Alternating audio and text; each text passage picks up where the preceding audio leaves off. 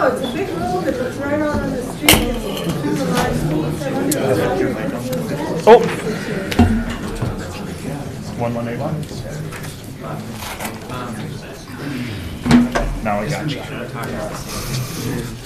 Okay, it's in your building. Morning, Jeff. Morning, Dave. How was your vacay? I broke my back. The walkway, you know, the walkway goes down to... Bruised my ribs or broke my ribs. You look otherwise. Just, you know, things you do. No, just I fell. Yeah, I was wondering about that. Thank you. Your back. It's the last thing in there. It's bruised on the back of my ribcage. So I really can't honestly breathe. I'm sorry. But it was... You're on longer, but the print version, the last columns got cut off. Thank you. Morning, Stacy. Okay. So as soon as we get done here, I'm going to go to the chiropractor and figure out what's moving forward. Yeah, they did. The other day when I sneezed, I'm a little my mind worried about when that train just about blacked out. Well, even the transportation sales tax did. I'll see the chiropractor. Is that the bill say? They may not, because truthfully, bruised or cracked, or if they're not displaced, there's no reason for it, I suppose. except arrest. Yeah, but they may want to manipulate and Yeah, they that's want why to I'm see good. what's going on first. We'll see. But that's as soon as we get done here, I'm going on. Oh, boy. Scott should quit Well, putting pictures of muddy did on you get a his chance to- site. Oh, it was warm. The wedding was nice. We've got like 30 Not long enough, applicants for apparently. the heroes. But it was good weather. Okay. Yeah. It was. It And we was can only 80 take degrees. 6 out. Was Sue just very relaxed by the time you got Take him on my Honda. No, Oh, no, but the wedding Is came that a off well three-wheeler? anyway. oh. Didn't you have a three-wheeler? Yeah. I traded it for something. I traded it. I actually traded it right. Jordy bought me a four-wheeler for Christmas that I sold to Sherry. Then I bought the Mustang, and then I traded the Mustang with my dad for the MG, and then I sold it. Now I'm gonna sell her this week. Sweet. I'm gonna go see the rallies. I'm gonna buy a truck and haul dirt. I'm gonna do this first. Because we're gonna... Maybe I can come to the revolving loan fund. Maybe Okay. Good idea. Good morning. I will call the regular meeting of the Cook County Board of Commissioners to order.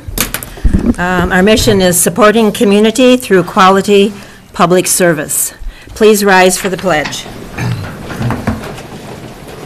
I pledge allegiance to the flag of the United States of America and to the republic for which it stands, one nation, under God, indivisible, with liberty and justice for all.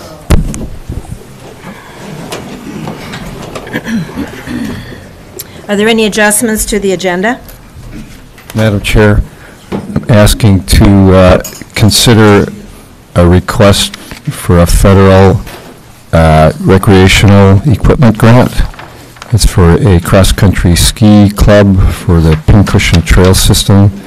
The application came in late to get on the agenda, but it's due by the 28th in 2 days, so this is the only opportunity to get it in, so hoping you'll add that on. Okay. Is there anything else? Okay, a motion to approve the agenda? So moved. All in favor? Yes. Oh, second, yeah. Aye. All Aye. in favor? Aye. Aye. Moving ahead here. Before we move into our meeting, I would ask Jay to come forward because he has a proclamation he would like to make.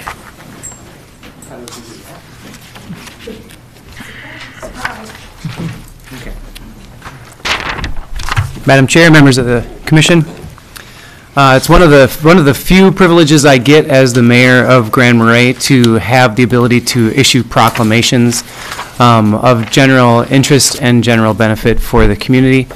One of those things came up with the passing of Norman Deschamps.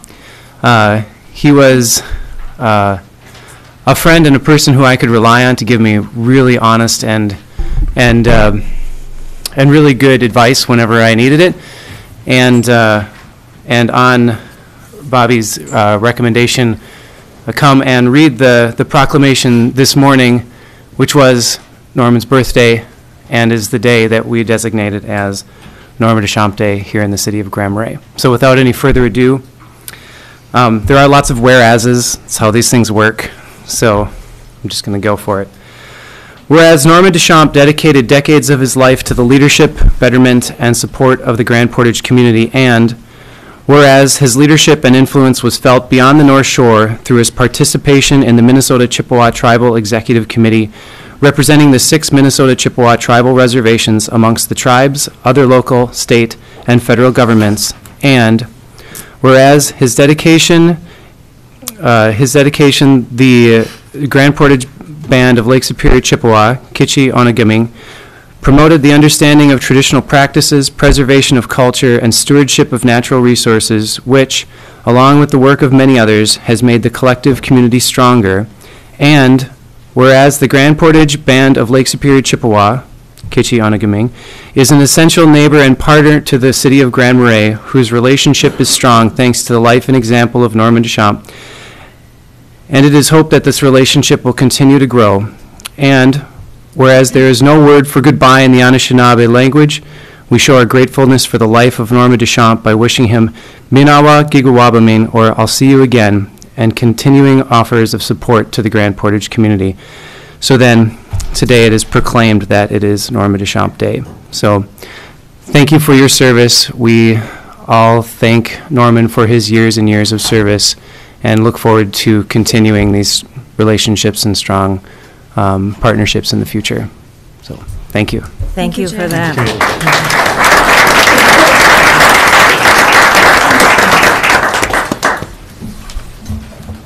So we're going to move into the public comment period.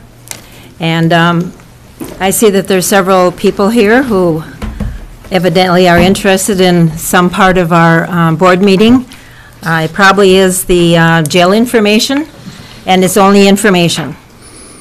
We're going to have a public meeting in March, so all of you will be notified of that here in the Commissioner Room at 6 o'clock on March 21st. So that will be, between now and then, your chance to ask questions to Sheriff Eliason. He has offered jail tours, so you can exactly see what we have and where we're going. And no decisions will be made today or on the 21st. It'll be gathering information on this. So I would like a show of hands of anyone who would like to give public comment this morning. And that's it. So we have about 5 people. Okay. So we will give you 5 minutes on your public comment, and then we'll move on with our meeting. So if someone wants to step forward first, please sign in with your name and address, and then we will give you the 5 minutes after you sign in and tell us who you are.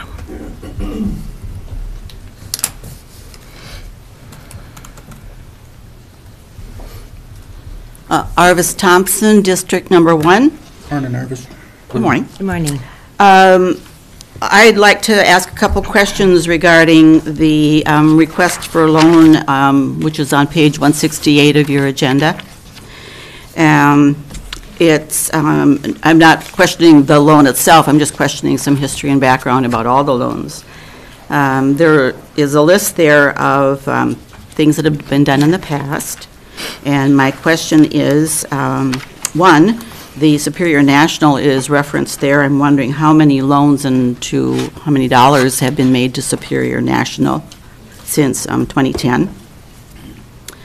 Are all of these loans on schedule for payback? And are all of these loans at no interest?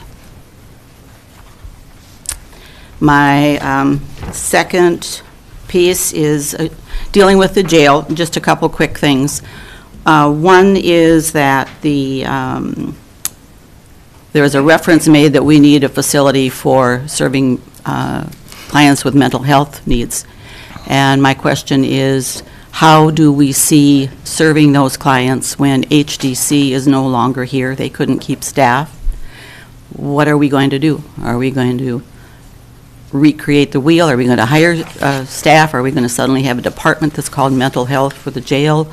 I don't see references in any of the information yet about what the costs are for those things other than the building. We're talking staff and equipment, and those get to be very expensive, and that's where your tax dollars are going to be, again, asked to cover those kind of expenses.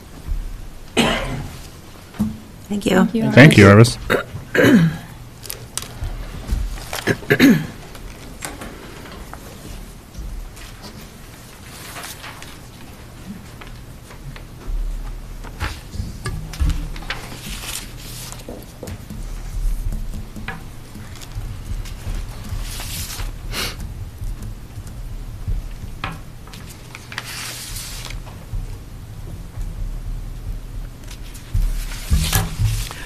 Morning, I'm Pam Doris, not unfamiliar. Anyway, I just wanted to mention that recently in various newspaper pieces or things on the internet, those of us that come to speak against public policy are being referred to as a vocal minority. I think that's meant to disparage what is, in point of fact, a surprisingly large number of disgruntled citizens who are fed up with high taxes and irresponsible spending. So to just kind of sweep us under the carpet as a vocal minority is a serious mistake. I want to talk about the jail. I spoke with Sheriff Eliason in the hallway after one of the board meetings. He said the cases he sees are usually alcohol or drug-related or spousal abuse. If they are alcohol, drug-related, they would be better served by a hospital incarceration for antidotes or intravenous fluid with potassium injections. The new hospital has a number of empty rooms that could be converted to an acute detox center. A jail is not meant to be Hazelden. It's possible the county should acquire Hillhaven and convert it to an alcohol drug treatment facility for either residential or outpatient use. It has 5 bedrooms upstairs and down, a large living room, a dining room, a full kitchen, and then a private space with its own bathroom on each floor. I think it would be just the perfect venue for people in this county that are having, they could, if they had to, wear ankle bracelets so they don't walk off. And as far as I'm concerned, only drug dealers or manufacturers should be in the actual jail system. Speaking of the mentally ill, again, that is not just a jail issue, but a medical one. Detainees should be referred to the hospital for antidotes or medical prescriptions, plus intake interviews, and then referred to a larger mental facility in the state. We're a small town in a small community, and we really don't have capacity for a number of mentally ill patients to be incarcerated here. Since we average 1 to 5 prisoners a day, if that, and our numbers and expenses are going down as per the Arrowhead Regional Detention study, it was needs assessment it was called, we need a class 3, we don't need a class 3 jail, but we do need a secure hospital space where meds can be administered, because I really wouldn't want to leave it to law officers to be administering drugs or intravenous injections. At the most, our jail actually needs a minor renovation, possibly to accommodate female prisoners a little better or whatever. But we don't need a $5 million jail. And something like Hillhaven would cost, you could outfit Hillhaven for, I'm sure, under $1 million. Thank you. Thanks, Pam. Thank you.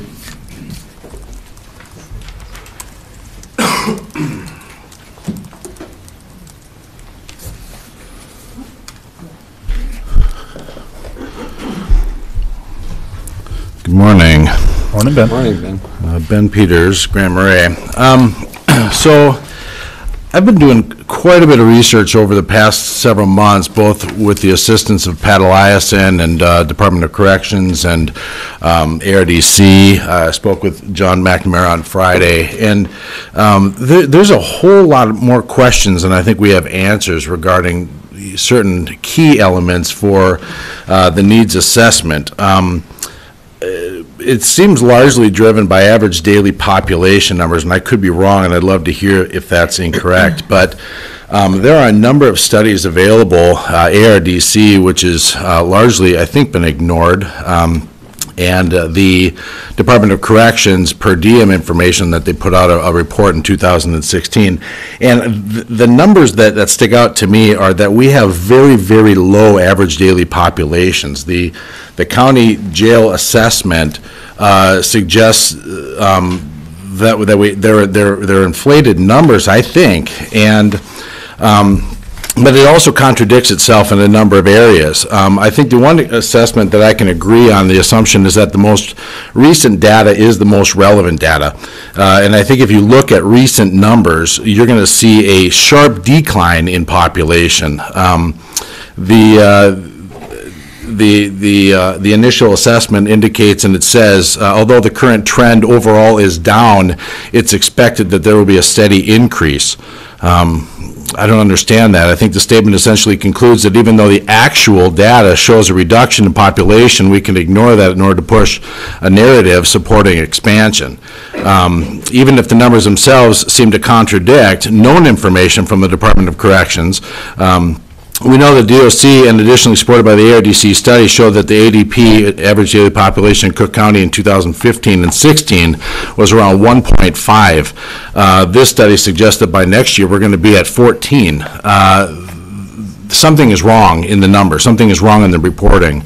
And so I like to follow maybe the money. And if, when I was speaking with Pat Eliason, he gave me the numbers of transportation costs, and I think it seems reasonable that the most relevant information is the most recent data. In 2015, it was a little over $220,000 total transportation. In 2016, it was $141. In 2017, $111. And then last year, just $90,000 through 11 months.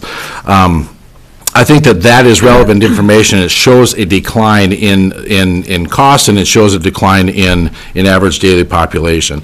The other thing I want to talk about is it's been repeatedly reported that this is going to have no impact to the taxpayer through levy. And that is, number one, we don't know enough about the cost to determine that. We can say that we can just extend the bond and bond out, and that there's not going to be any direct levy impact from that. But it doesn't satisfy that we're still spending $5 million plus debt service to cover the cost of the expansion. But there's details that are important, such as increased energy costs, increased maintenance costs, janitorial. I mean, these are often an oversight when we talk about capital expansion in this county. I think the YMCA is a great example of how these oversights have a serious impact and dramatic consequences for the taxpayer. When you're talking about increasing personnel to the tune of 4 new people, certainly that has an impact on the levy. And so when you dismiss it and say, well, this isn't going to cost the taxpayers anything, I just think that's not true. Thank you. Thank you. Thanks, Ben.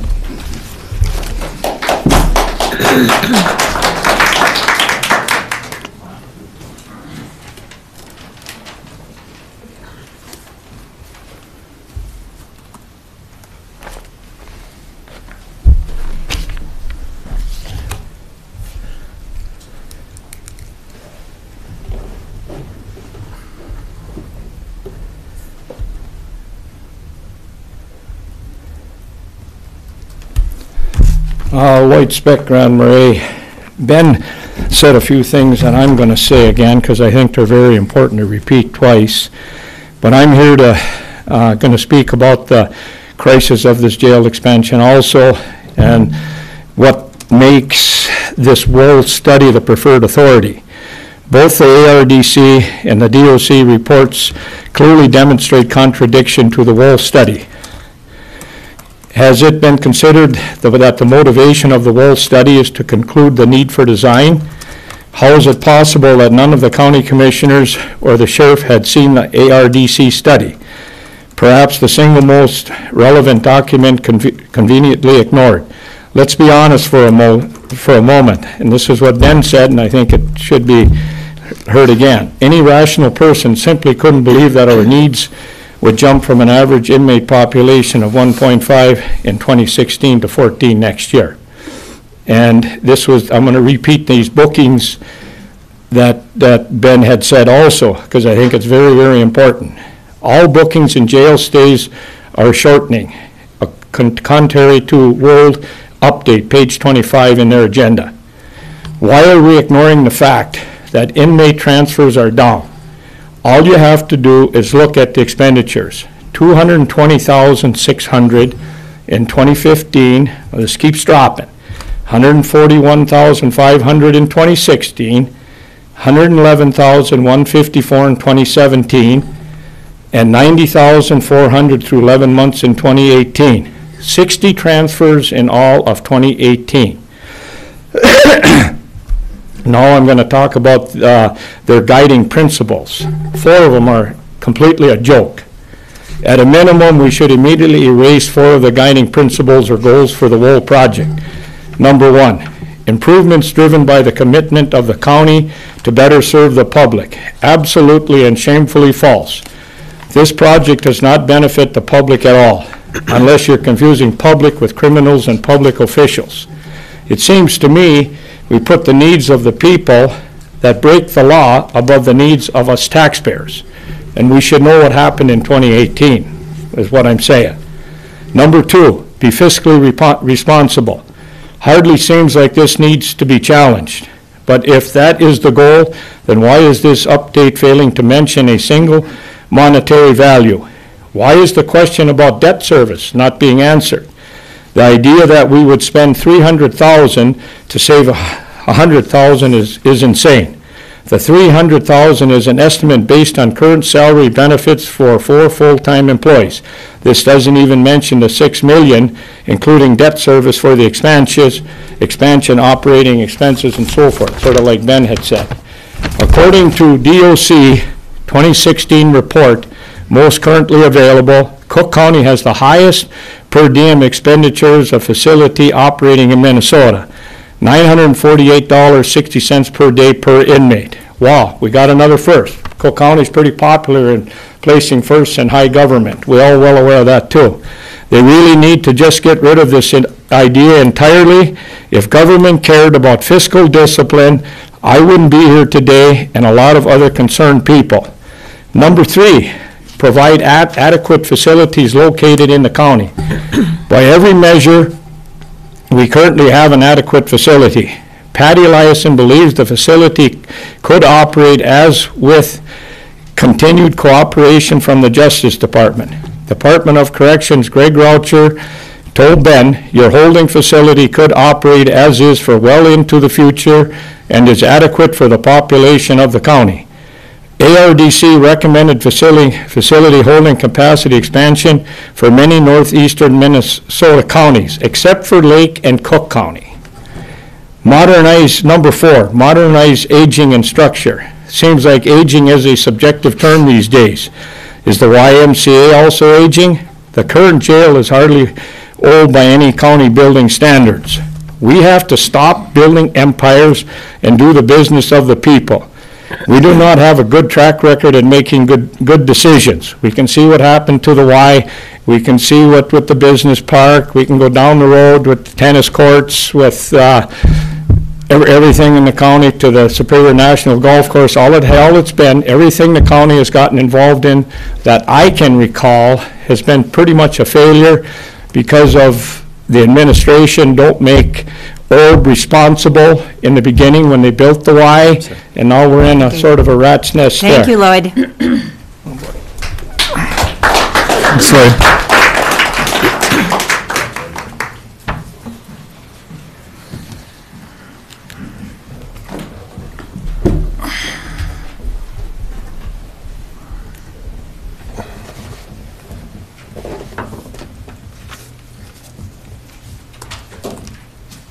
Good morning. Morning. Robert Matson, Grand Marais, District 3. I'm not going to get into the specifics of this whole issue. probably going to talk more about the overall broad issue. Is if you've been following the news lately, across the whole spectrum, national and state judicial system, which includes law enforcement and the judicial system itself, there's a push to decrease the amount of incarceration, especially at the lower rate of the crimes committed, the lesser crimes. And then down the road at St. Louis County earlier this year, the sheriff there advocated he wanted less jails. And my question is, how can Cook County be going contrary to what's sweeping the country? Doesn't make any sense to me. Thank you. Thank you.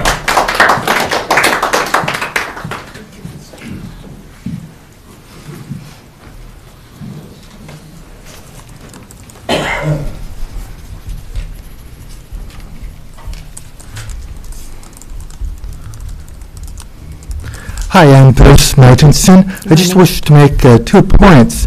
One, we know a goal nowadays is rehabilitation and restoration. By building a smaller facility, you may be doing a disservice to those being sentenced. Cook County, with a small facility, could never offer the educational, skill-building opportunities that the larger facility, could offer for job, training. Second point is, looking at the world study, it appears that there's an assumption that the judge would sentence all individuals to use our facility. But right now, that's not the case. Due to the need for a person being in a facility providing more medical care or perhaps a more secure facility, the judge sometimes will sentence a person to a facility outside the one we have a contract with north of Duluth. So we should look at both those issues. Thank you. Thank you. Thank you, Bruce.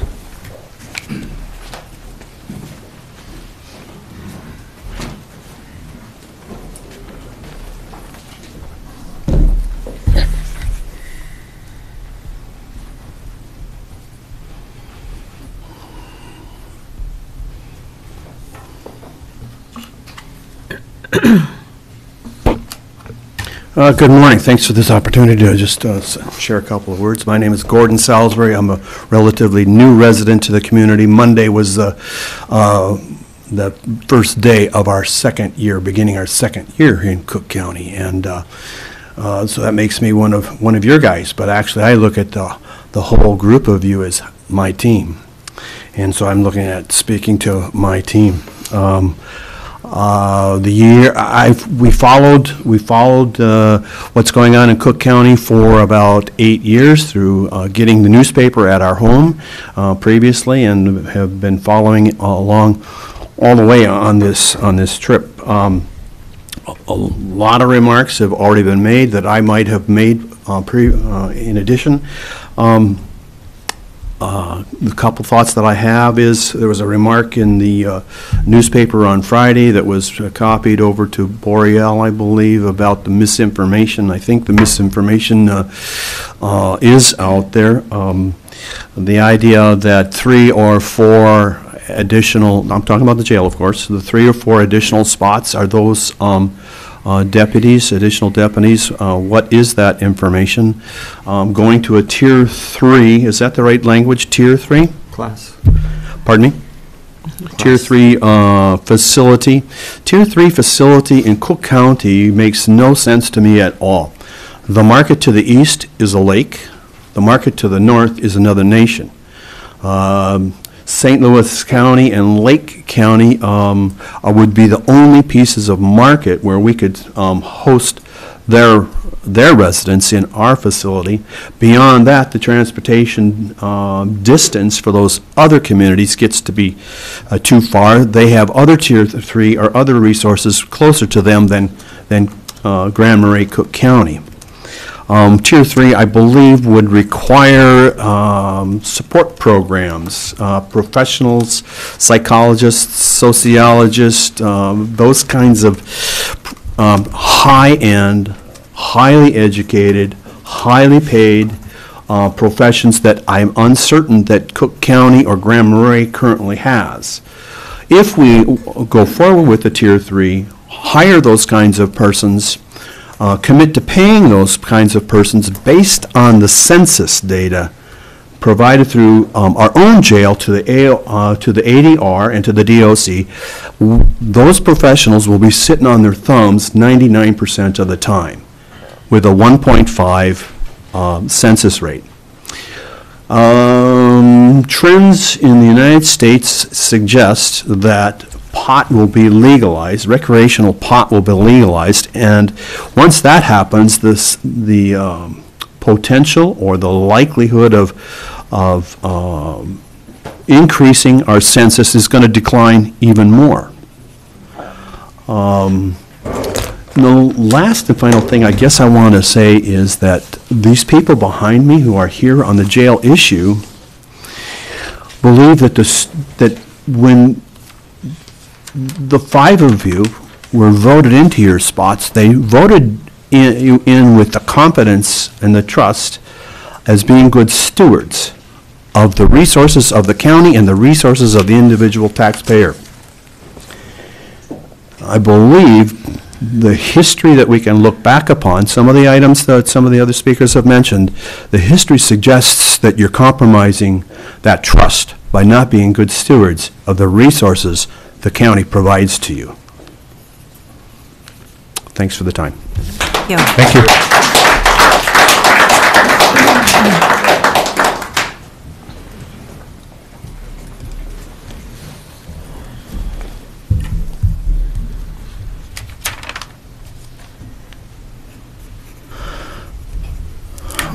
Brad Thompson, what they said. Hate wasting everybody's time. We've put you all up here to spend our money responsibly.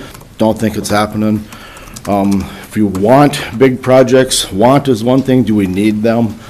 We'll go back to the why. I know people who were working on the steel structure who knows there was corners cut. He was dumbfounded. He doesn't want his name brought up because he wants to keep his job opportunities open. There's other things, other contractors I knew at the Y that knew there was corners cut. Where's our inspectors in projects like this? Apparently they're being paid off or blind to the world too.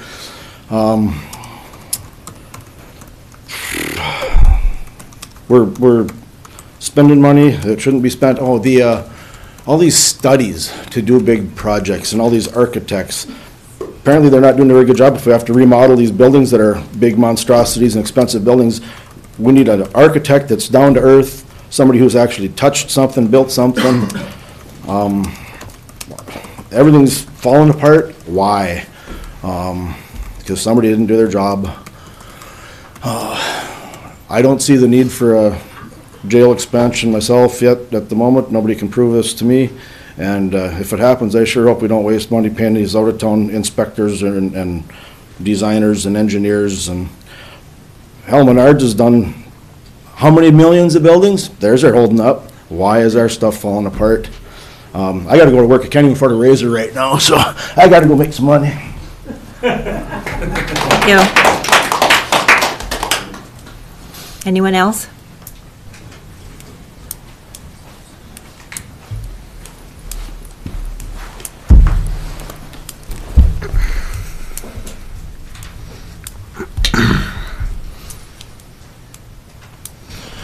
Good morning. I'd just like to thank everyone for taking time out of their busy day to be here. I know we all have things to do. And your name, please? Colton Thompson. I have recently started shoveling roofs all over the county for, old people, not old people, the elders of our county, cabin owners, lodge owners, people who, have seasonal rentals up here, whatnot. And I found myself getting in discussions with them about how their taxes are being used. And most of them are very disgruntled, and they start yelling at me about it. And I said, well, you need to come to these meetings, voice your opinion, show some initiative. And they said, well, we can't. We have things to do, we don't have the money to go down, the time. And, it's just sad. I'm not here to talk about the jail in particular, the Y or the Hovland Garage. I'm just here to talk about the spending. Now, I'm only 20 years old. But you guys went and paid, I believe it was $82,000 to have someone do a study and consult about the Hovland Garage. Well, did they consult the people who worked there? Did they look at the facts and figures? The front end loader that's supposed to be housed there is only there for a month and a half. You know, we don't need a big facility that's year-round, heated floors, big monstrosity. So why would you go and spend that $82,000 to have someone come up from Lake County and just take the money? We didn't get anything out of it. Why wouldn't you just spend $40,000 to pay North Shore Electric to do the wiring? Mr. J.J. Wildestrand to do the sheetrock. You know, they put outlets in, they put the sheetrock in. That's all the mechanics want. That's all they need. It's more than adequate. It keeps the money in the county. It supports our local, you know, economy. It's the trickle-down effect. My friends work for these people. I know the business owners. Just keep it local. We don't need it. You know, I can't afford a new truck right now. I need a new car. I just got my own place, but I can't afford it. So what am I going to do? I'm going to go and fix it. I'm going to live within my means because I can't afford it, and I'm just going to put myself further into debt. And what I've noticed with this county is it's more of a sided issue. Like the spending procedures seem to reflect the wants of a certain group of individuals and not the needs of us all as a communal whole. I mean, you are our elected officials. Technically, you're supposed to be working for us, spending our money. And I would love to see that. I'd love to come in here and get involved and try to save money and not cut corners, but you know, do things the right way. If we need something, let's do it. But if we don't need it, why are we doing it? And then Mr. Jeff Cadwell brought up the average wage in Cook County was $50,000 a year, I believe. Well, I did the math on that, and it takes 5 people working 40-plus hours a week at the wage that I work at and others in this room to equal his singular wage out to $50,000 a year. And that's just unreal. I mean, why do we need this position? We never had it before. You know, we never needed it.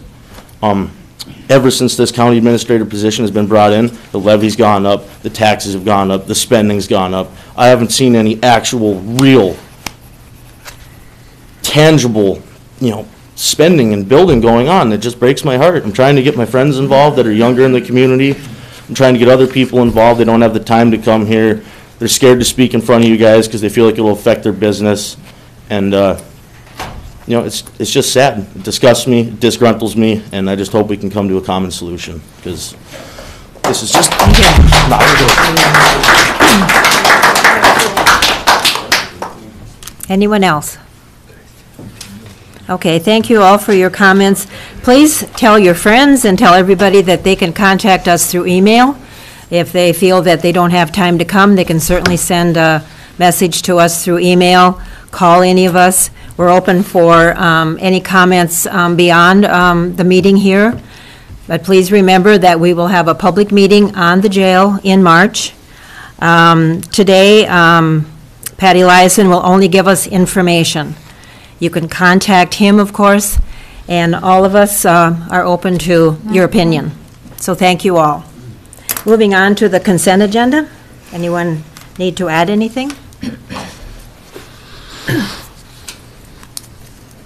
A motion to approve the consent agenda as whole. So moved. Second. All in favor? Aye. Aye. Okay, next item on the agenda would be Pat. It's going to be Ben, okay. Are you going to start off with the MOU? Yes. Okay. I think Pat will jump in for the next one. Okay, we'll do that first. All right. So the MOU, what I'm asking for is approval for Lake County Public Health Nurse to assist us with some training for our dispatch jailers. Just a little background, Joni Christensen was our person that would come in and do this, the med distribution training, some of the other medical training. And with her retirement, I received an email from her before she retired basically stating that she had contacted the hospital, and they stated at the time they did not want to do the training. They wanted us to look somewhere else, and I briefly talked with Rita at the clinic at the beginning of this year, and it's something they're interested in, but where I'm running into an issue is time. So what I'm looking at with this MOU is having a, a public health nurse from Lake County that works with the Lake County Jail with their training, basically to get through this year. We have a new dispatcher jailer who is on her own now, but does not have this meds distribution training. So right now, if there is an inmate here, somebody else has to be there if there are meds involved. And so just looking at getting that training done this year. A few other things with the Zerker program, the new JMS program. There's some things that this public health nurse has been working with Lake County, and she would like to do some trainings on that with us as well, just to kind of streamline some things in our record system. And so it's only valid for 2019. Most of the training would only need to be done once. The only catch would be as if a dispatcher jailer were to retire, resign, and we hire somebody new, then that person may have to come back up for an additional training for that new person. But for the most part, it's pretty minimal as far as the budget. It would fit in our contracted services budget. And then I'm hoping to continue that conversation with, I know with Rita retiring, whoever's going to be taking over that position, to work with them for some of that training after 2019. Okay, thank you. So this is an interim, about 10 to 15 hours of training. Is that continuum, or is it like once a month, or how is that programmed out? They may come up, I'm thinking, 2, possibly 3 times this year. The meds training, once it's done, it's good for 3 years. And so what I'm hoping to do is train that new person and also do refreshers for all the other dispatcher jailers, so we're good for this year. Okay, and the funds for this will come out of your jail budget, your current jail budget? Correct. Okay. Questions or comments? Commissioner Mills? And this training is required by the state? Correct. Part of the 2911 jail rules is meds delivery, that it's also the training is done by a health professional.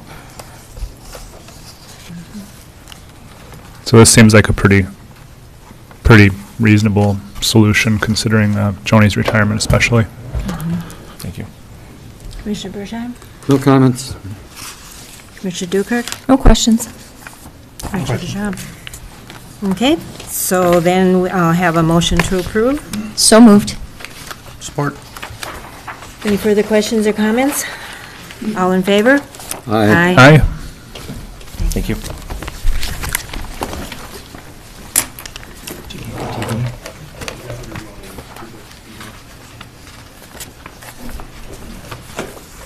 Okay, so we're moving on to our study, and we're going to have it up here on the screen also.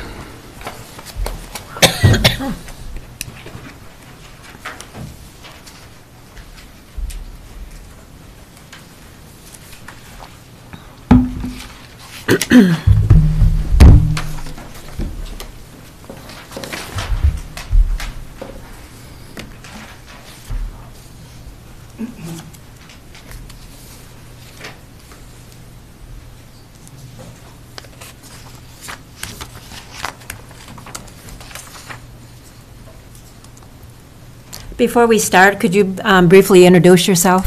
I apologize. Yeah. I'm John McNamara with Wold Architects and Engineers. Thank you. Morning.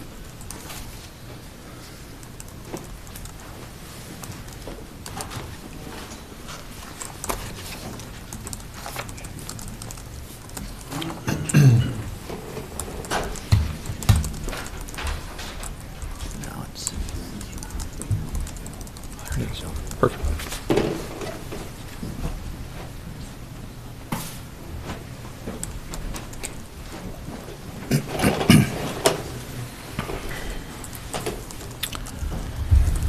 Well, thank you, Commissioners. I am here today to give you an update on where we're at with the schematic design phase of the expansion to the Law Enforcement Center and for the jail. Just to clarify a little bit, I know there's been a few questions as to what schematic design is right now. So we're just in the concept planning phase of going through some of the numbers that we had out of the previous study to kind of look at how that might actually lay out as you look at the existing facility and what types of things could we modify or reuse within the existing facility itself. And so this particular phase of the project is really an exploratory into if we are to look at doing an expansion to the law enforcement center and to the jail, regardless of what capacity is ultimately chosen for it, what might that look like and what kind of cost might that be. And so today we really wanted to spend some time on really kind of reviewing some of the stuff that the board has seen before, really kind of focus in on some of the programming efforts that we've done since we met with the board last time, and then look at some of the solutions that we have out there right now for review. One of the things that we know is that we wanted to spend some time really looking at confirming some of the outcomes of the study, take a look at how we could best put together a Class 3 facility. And with a Class 3 facility, just so everybody's aware, that brings with it some requirements from the Department of Corrections that are mandatory in a Class 3 facility. So regardless of the size of the jail, whether it's a 12-bed facility or a 20-bed facility, it's going to require a certain number of things that the Department of Corrections will require for that. And I'll highlight some of those as we go through the program of it. I want to talk a little bit about some design solutions and some options that we've been talking to the Sheriff's Department about. And then really to start focusing in on some of the operational pieces of it. So we're about halfway through the schematic design process. The board chair had indicated that we're doing an open house on the 21st, and so there's another opportunity for some feedback. And then once we finish up the design process, we'll have some estimates and take a look at some of the operating costs for the facility as well. The guiding principles have been talked about a little bit. Certainly this came up through the original study process, and one of the things that, as a reminder, that one of the things that was talked about was that the county is currently transporting a large number of people outside of the county because we're only a Class 1 facility, which only allows for a 3-day hold within that facility. So anybody that's in custody needs to be transported to another facility. And so one of the discussions was beyond just the population of the jail. A lot of that population that the county is responsible for is being transported out of the county, which is where that guiding principle came from. Fiscal responsibility was really about looking at all options, from new construction to renovation to digging into the age of the facility. While it's not an old facility, jails by their nature are a 24/7, 365 facility, and so they have quite a bit of wear and tear on them that we just wanted to make sure that if the decision is to move forward with a renovation or an expansion of that facility, there's some infrastructure pieces of it that should be considered at that same time as well. Whenever you're planning a facility, we don't want to put the county in a position of having to make changes to the facility after the building is built, and so we want to make sure whatever spaces that we design within the facility are flexible and can change with the needs of the county, and that we don't put you in a position where you're staffing a facility that you can't put population in those areas. Certainly, safety and risk is an important piece of any sort of facility, and separation of staff in custodies is something that we want to make sure that we're looking at in the facility. I won't spend a lot of time on the population projections, only to say that we didn't look at one specific population projection, jail projection. We looked at 6 different ones because we did know that because the jail hasn't been in operation in the county for, 20, 30 years, that the data set that we're looking at was fairly narrow, and so we wanted to make sure that we were looking at a lot of different projections to make sure that we could draw some parallels between some of those and then not focus specifically on one population projection. One of the things that I will share is all of those projection numbers are inflated by about 15% because the Department of Corrections recommends that you have a management factor built into your population projections, and so the numbers that we're looking at are actually 15% higher than what they would be without that jail operation, that management factor in there. And the reason for that is to allow flexibility in the jail to be able to move people around in there and have options based on classification of the folks that are in the jail. And so that's a recommendation by the Department of Corrections. The raw data itself, I would agree that there is a trend, a downward trend right now, but if you look at the data set, there has been other times where the population projections have decreased over a period of time, but then increased again. And so what we're looking at is not specifically at the 1 or 2 year period that we're currently in, but we're looking at that period from 2006 to 2017. And I would agree that some of the current data shows that the numbers are not increasing in 2018, but the study was completed before those numbers came out. So certainly we can relook at those if that's a desire from the board as well. As you look at some of the programmatic needs of the jail, this is the program that the board had seen before, which shows the existing utilization of the jail, what we had projected based on the study, and then where we're at today. We've spent we've had a number of meetings with the Sheriff's Department and with the jail staff to really kind of dig deeper into what does it take to operate not only the law enforcement center, but also the jail itself. So this project isn't just about the jail, it's also about space needs within the law enforcement center itself. When that building was built, the county wasn't necessarily providing law enforcement services for every community within the county, and there's been some changes over time that has increased the number of deputies within the county. And the building, it wasn't really designed for the population of employees that are in the building right now, and so we went through a process of meeting with the Sheriff's Department to really kind of look at what their current staffing is, what we would see in the future, and what are some of the deficiencies within the office areas and dispatch areas in the building as well. So beyond the jail itself, there has been a lot of discussion related to the just the general improvements necessary for law enforcement. And so as you look at the program itself, there's a couple of things in there that we wanted to make sure to include in there, which was the Emergency Operations Center is housed in the Law Enforcement Center, which is also used as a break room. It's also used as an evidence processing area, and so there's a lot of things in the Law Enforcement Center that really needed to have some separate spaces in there, and so we've separated those spaces out and included those in the schematic design program that you have there, which would include a dedicated Emergency Operations Center, some interview space for our deputies, and one additional office for some future growth within the Sheriff's Department. So there's really not a lot of growth as far as staffing goes. This is just right-sizing the spaces to make sure that they're appropriate for the types of things that are occurring within the Law Enforcement Center.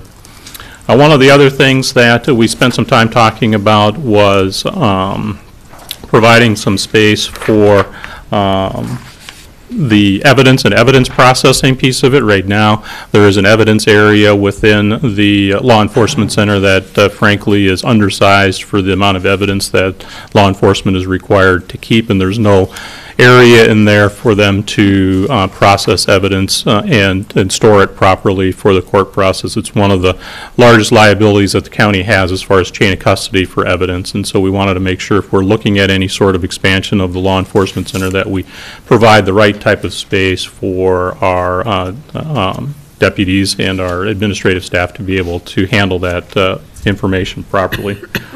As you look at the jail itself, one of the deficiencies in the jail right now is the size of the garage space that's in there. We call that the vehicle sally port, so it's a secure garage space that they use to transfer inmates from the vehicles into the jail itself, and it's too small, and it's not a safe space for our law enforcement officers to move people around.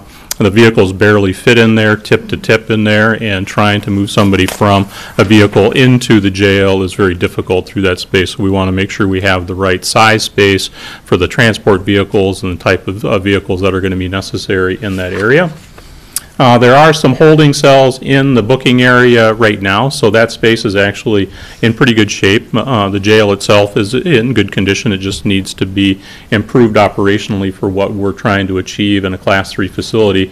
So we need to add some additional property storage in that area. So in a Class 1 facility, you really don't have a lot of property storage. You're not keeping people for long enough for that to occur. You don't have any need for long-term inmate storage for their possessions as they come in. So we need to add a little bit of space in that area for those type of functions. We're right now breaking the housing units out into distinct areas in the jail, and you'll see that when we look at some of the solutions for it. And so we're calling housing unit number 1. We're labeling it as a medical unit. I think there's been a lot of discussion related to mental health services and that type of stuff. One of the things that everybody needs to realize is that unless you're going to license yourself through the DHS, we're not going to have a mental health facility with the jail. What we're trying to do is provide space in the jail for things that might occur in the jail, a medical issue within the jail, or if you have somebody in custody that may be addicted to drugs or maybe have mental health issues, where medical professionals can come into the facility and do an assessment of those individuals and provide counseling and services within the jail rather than having to transport those individuals to another facility, whether that be in the county or out of the county. So to be clear, we're not suggesting that we're building a mental health facility with the jail. We're just trying to provide spaces in the jail that can have those services provided to them. And we'll be meeting with medical health professionals within the community to kind of talk about what types of spaces and what kind of services could they provide in the jail versus having to provide those in other facilities. And so we're not providing mental health beds within the jail facility. But we are providing 4 locations in the jail for observation, and so say somebody has an infectious disease within the jail, we have to have a medical isolation area where we can put them. It's also a requirement by the Department of Corrections to have that type of space as well. We're going to take one of the smaller housing units and convert that into just a general housing unit. Within there, we're going to add a couple of beds to it so that it has 4 cells within it. The day room spaces in there, in order to give the county flexibility as far as size and number of inmates that you would have in the jail, we're going to size the day room space for a larger population than the number of cells there, because you can double bunk, have 2 in custodies in 1 cell as long as you have the right size day room space. So again, one of the best practices in jail design is to make sure your day room space is designed for your maximum capacity versus what you might have in it day 1. So those types of spaces are inexpensive to build the right size, and it would be a limiter on the jail in the future if it wasn't sized correctly. We do need to have some sort of a work release area. The work release area functions fine within the jail right now, so we're not intending to change that. It's actually one of the spaces in the jail that's oversized from what it actually needs to be, so we'll be right-sizing that as part of the design solution for this as well. One of the big changes that we're seeing in a lot of jails across the state is to have what's called video visiting within the jail facility. So it's like Skype, and so the folks coming into the jail would be in an unsecure space with a video monitor that would then connect back into the housing units itself. And one of the main reasons that people are moving in that direction is that then that means there's less movement of detainees within the jail facility, and therefore the facility is safer.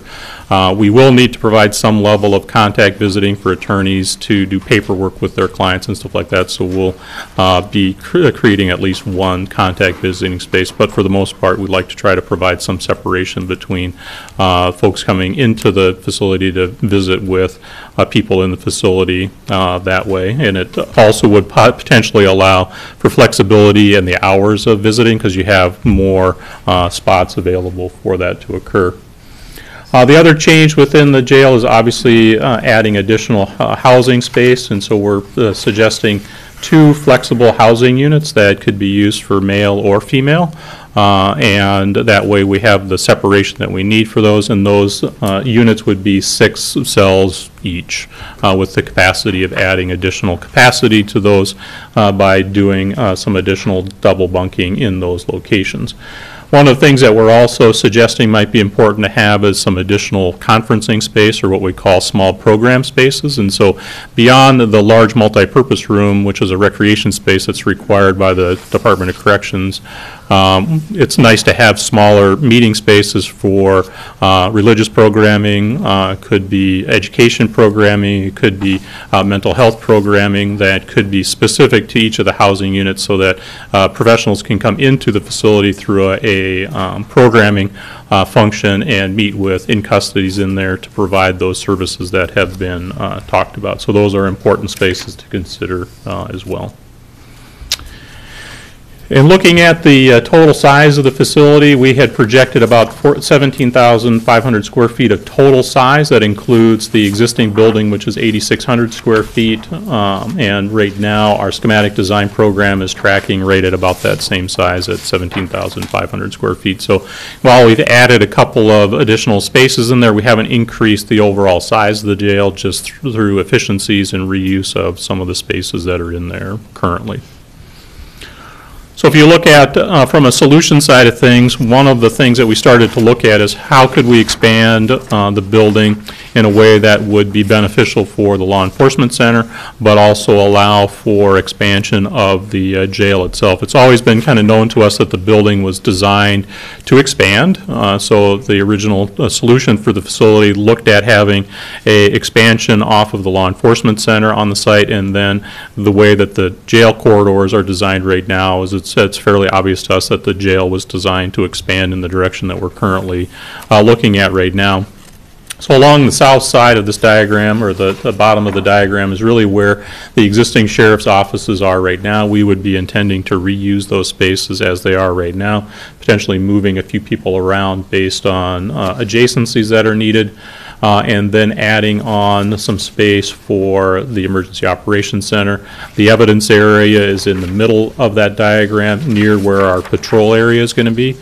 Our patrol area is one of the very cramped spaces in there right now. It was really designed for 2 or 3 individuals, and now it houses quite a bit more than that, and all of the deputies kind of share a 120 square foot spot. So we're looking to expand that area to provide a little bit more collaboration space for our deputies and provide some report writing space for them as well as a small interview space in there for somebody to be able to come into the facility without necessarily going through the front door.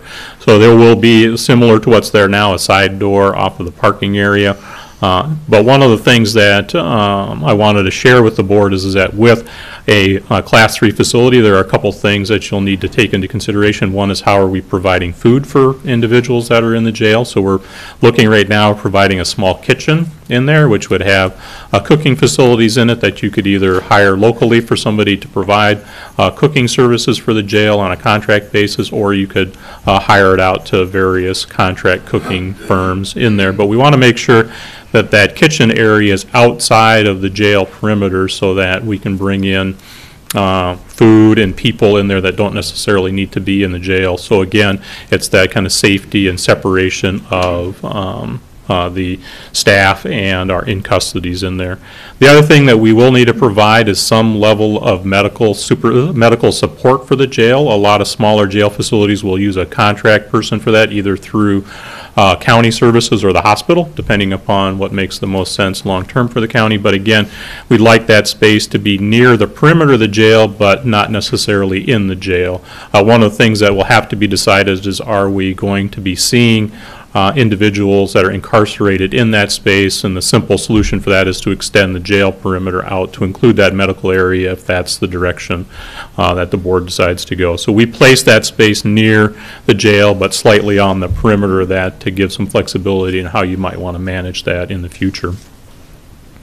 For the jail itself, we're intending to renovate the booking area to provide for those spaces necessary for clothing storage, search and changing spaces, and the booking process itself. We're intending to provide 3 holding cells in the booking area, 1 that'll be handicap accessible, which is required by code, and then 2 just regular holding cells in there. So similar to what's in there now, is what we would be providing in that area.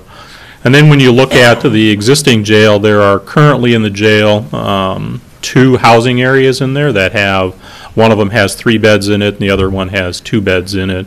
And so those are in good condition. We would just expand those 2 areas to create the 2 4-bed general population areas.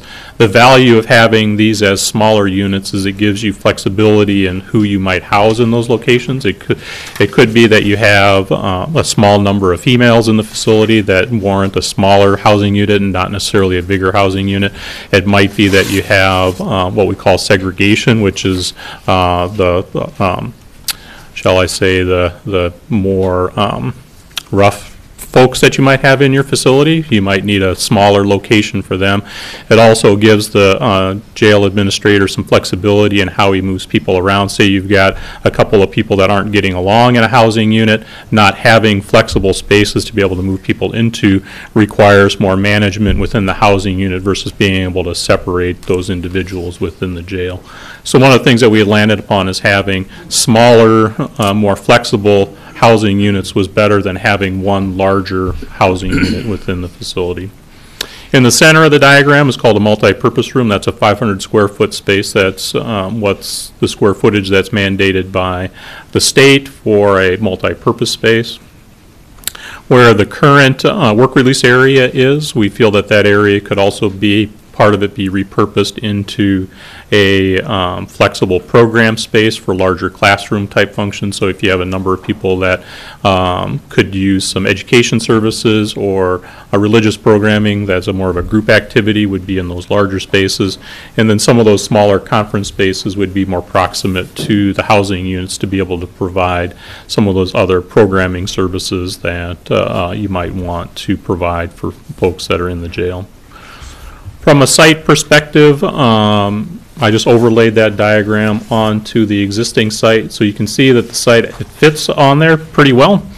There is a couple of things that we'll have to modify with the parking area, but both of the additions are reasonable in size. So we'd have a small 3,800 square foot addition that would take care of the law enforcement needs and the garage space that's necessary, and then roughly about a 4,800 square foot addition for the jail itself. One of the other things I'll share is that we did look at we looked at another solution that changed the building to more of a K configuration, which is also, again, a design tool that we use for jails and prisons, which allows for a little bit closer direct supervision of the housing units itself. One of the difficulties with this solution was that we would have less medical isolation space for it and a slightly larger housing units in the two wings. And so through our conversations with the Sheriff's Department and with the jail administration, we felt that the option one would give a higher level of flexibility with how you would house individuals in the different wings. Not to say that this one couldn't work, but during our conversations, the supervision piece of it didn't seem to be as big a concern as having more flexible space for in-custodies within the facility. And so, and again, it fits on the site reasonably the same.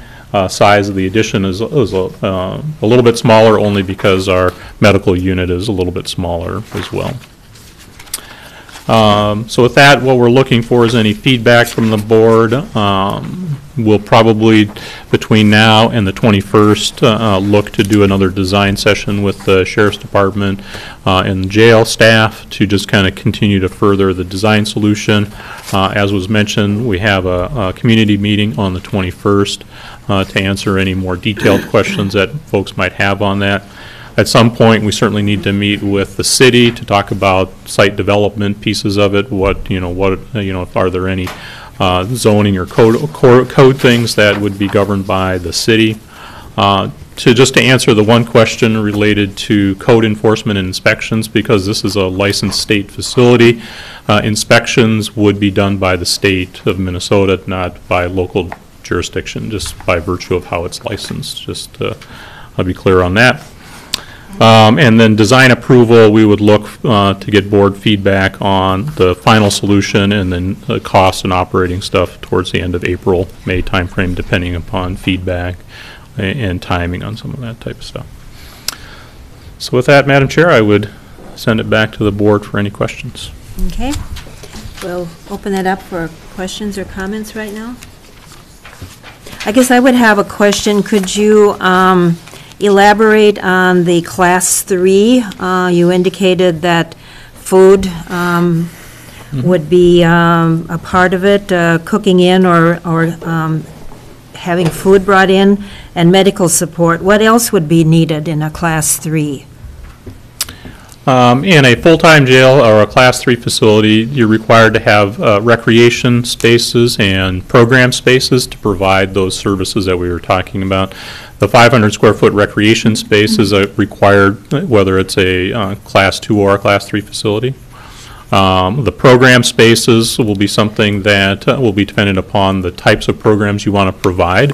But we do need to provide some programming space for classroom and educational programs, religious programs, those types of things. And so we have 3 of those spaces planned for in there right now.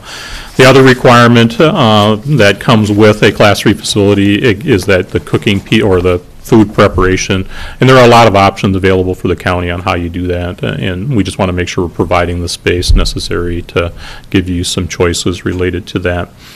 And then medical services can either be inside the jail, depending upon your staffing of that or how you want to provide those services, or it can be a contract position as well. Some of the other things to consider in there really have to do with operationally what types of things do you want to provide for folks that are in custody in there. But those are the big ones that are required. So these are the 4 big ones? Yep. Okay, thank you. Yep. Commissioner DeShaw?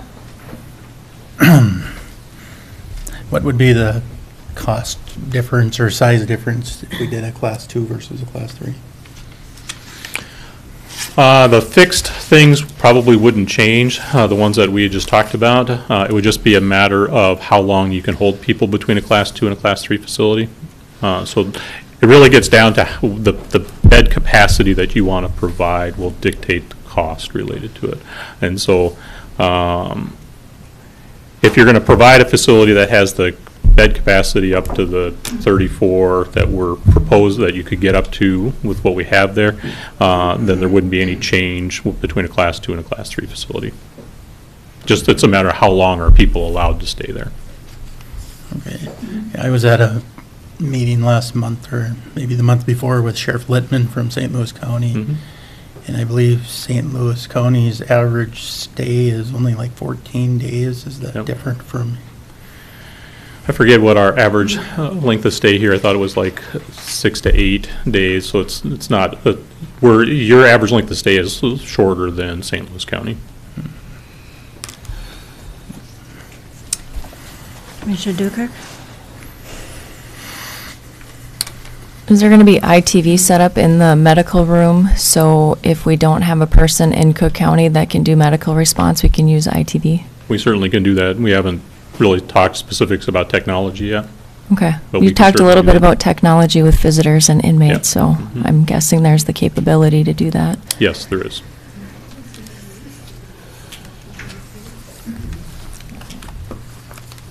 Commissioner Bershheim? I don't have any questions. I guess I've been with the core group and I appreciate your work and also appreciate the comments from everyone as well. I think that's all I can say at this point in time.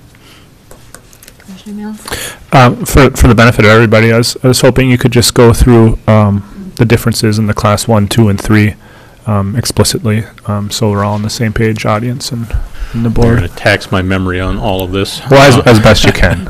A Class 1 facility, which is what you have right now, is a 72-hour holding facility. A Class 2 facility is a 90-day holding facility, and a Class 3 facility is up to a year, is basically the 3 differences there.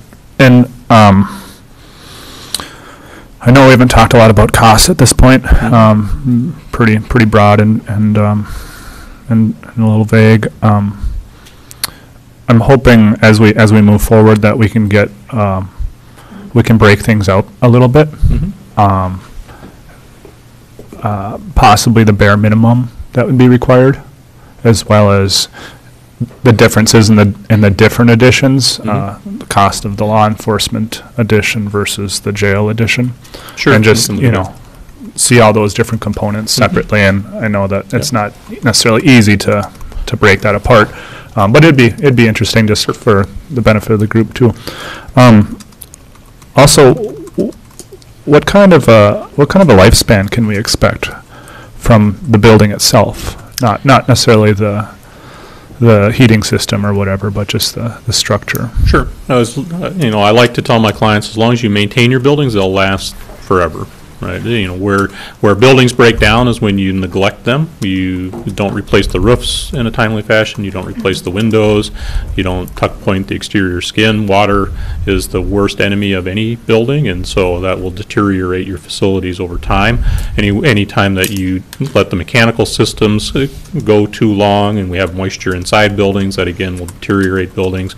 But if you're maintaining your buildings properly, they'll last for a long time. Some of those major systems, like roofs, are typically a 20-year time horizon on most roofs, 25 years if you continue to maintain them. Mechanical systems are in that, 30 to 40 years if they're well maintained. And so we tend to suggest that the life cycle is on average 20 to 30 years, as long as you continue to make investments in those facilities, and then the building itself will last, forever. And the detention grade items that will go into the jail are designed to be long-lasting as well. Most of our clients will at some point in time have to replace the locks, because those are something that wear out over time. But the doors themselves and the windows, those are all built to sustain quite a bit of abuse. So. Do you think it's reasonable to shoot for 50-year? Oh, yeah. Yeah. Yep. And so I think it's important for us all to remember while we're doing this planning to try to project 50 years out and what the needs of our community are going to be then. And that's not necessarily an easy thing. I certainly don't have 50 years of perspective. But I think that's all the questions I have for right now. There'll be many more. Sure. Thank you. Thanks. Commissioner Dukert? Will you include a maintenance schedule with this? That's somewhere that we seem to be lacking, and be Sure. helpful to have that. Yep, we can help you with some deferred maintenance cost over time. And this is also maybe a silly question, but what's the minimum life expectancy we could expect from a building? I don't know if I've ever had that question before. If we don't fix anything You or don't update fix anything. Probably 20 years. Okay. Thank you. You pointed out that the garage was really important, and Commissioner Bersheim and I did take a tour, and it is tight. How much bigger do you think is going to be required for the garage? We're making it at least a third, again, bigger than what it is right now. We're projecting about 600 to 800 square feet for the garage, depending upon the final design of it. Our intent is to make it deeper so that they can walk around the vehicles in there, and then have plenty of room on the side. So I would equate it to probably an oversized 2.5 car garage, right, type of thing, where you can fit a transport vehicle in there and fit one of the larger sheriff's trucks in there if you need to. I keep thinking of things. I apologize. Another thing I think would be really helpful for us all is to do a little bit of a deep dive and maybe a primer on statistics and how how these projections can be made with our limited data set, and also maybe some perspective on either regional jails or even statewide or even nationally for that matter. Maybe in the state, what's the oldest jail? What's the newest jail? What do counties of our size have for facilities? Yep, that would be great too. Sure. And I don't expect all these answers now, or it's just we want to flesh this out as much as we can, and then just what problems have other counties faced with A, their oldest jail, or B, their newest jail, and just that kind of hindsight would be beneficial for us, I think. Okay. We can start looking into that. Okay, anything else? Well, thank you for the presentation. No, thank you. And we will still have lots of questions and things to sort out. I will see you on the 21st. Thank you. Thank you.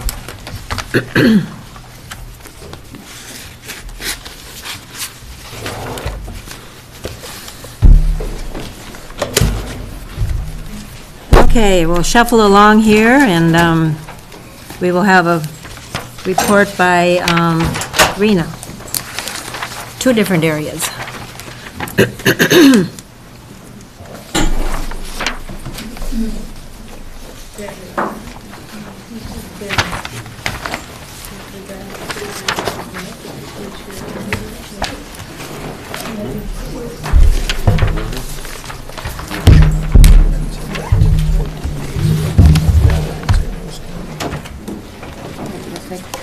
I'm wondering if I should take this personally, that everybody leaves when I get up to talk. No.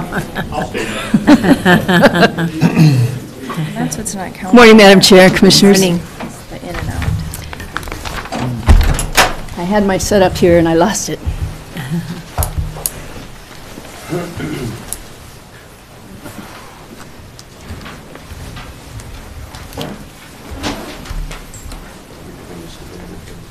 Yeah.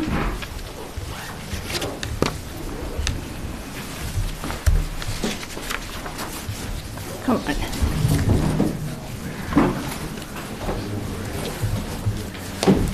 Aha, cap locks is on. Sorry, give me just a second here.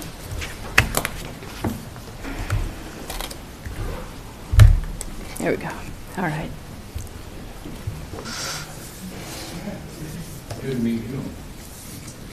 So the first thing I have to talk about this morning is actually a land lease with Mediacom. And as you all know, you know, I've been on a kind of constant mission to make sure that all of the tenants on our towers have lease agreements, which when I got here 5 years ago, almost none of them did. So this is just one more in that particular, one more to that particular cause. And this one is Mediacom. They're sitting on the top of the old ski hill up here. They used to be on the WSDE tower. They no longer need a tower, but they still have a building there. They now do their services through fiber. So one of the things that I asked them to do was they had 14 of those giant dishes up there. I asked them, and they were no longer using them, so I asked them as part of this contract to clean those up, get them out of there at their expense. They have done that.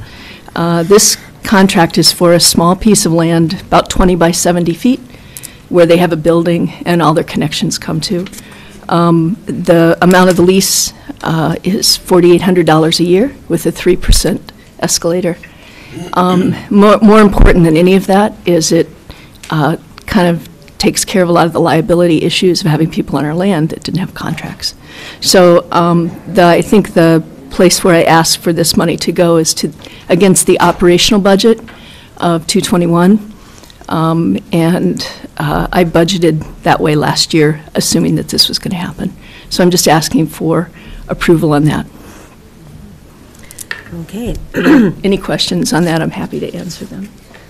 Thank you for the information, and they will have a 30-year land lease. That's a long time. Yes, it is. Yeah. It is. 3% every year 3%. increase. Okay.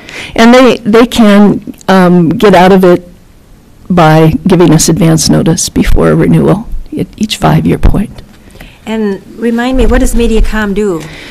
They are a cable television provider, but really it's a sort of competition for True North in this area and CenturyLink. But they also provide internet services and that sort of thing. But their service really is only for the Grand Marais, city of Grand Marais. Oh, for Grand Marais. Okay, right. Okay, so questions or comments? Commissioner Mills?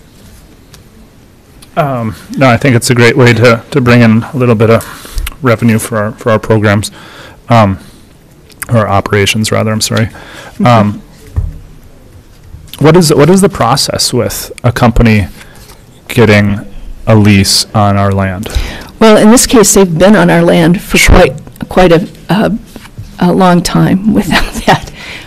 We have very rarely do we get a request to just be on the land. Usually it's associated with towers, which is where they started, and that's why their location is what it is.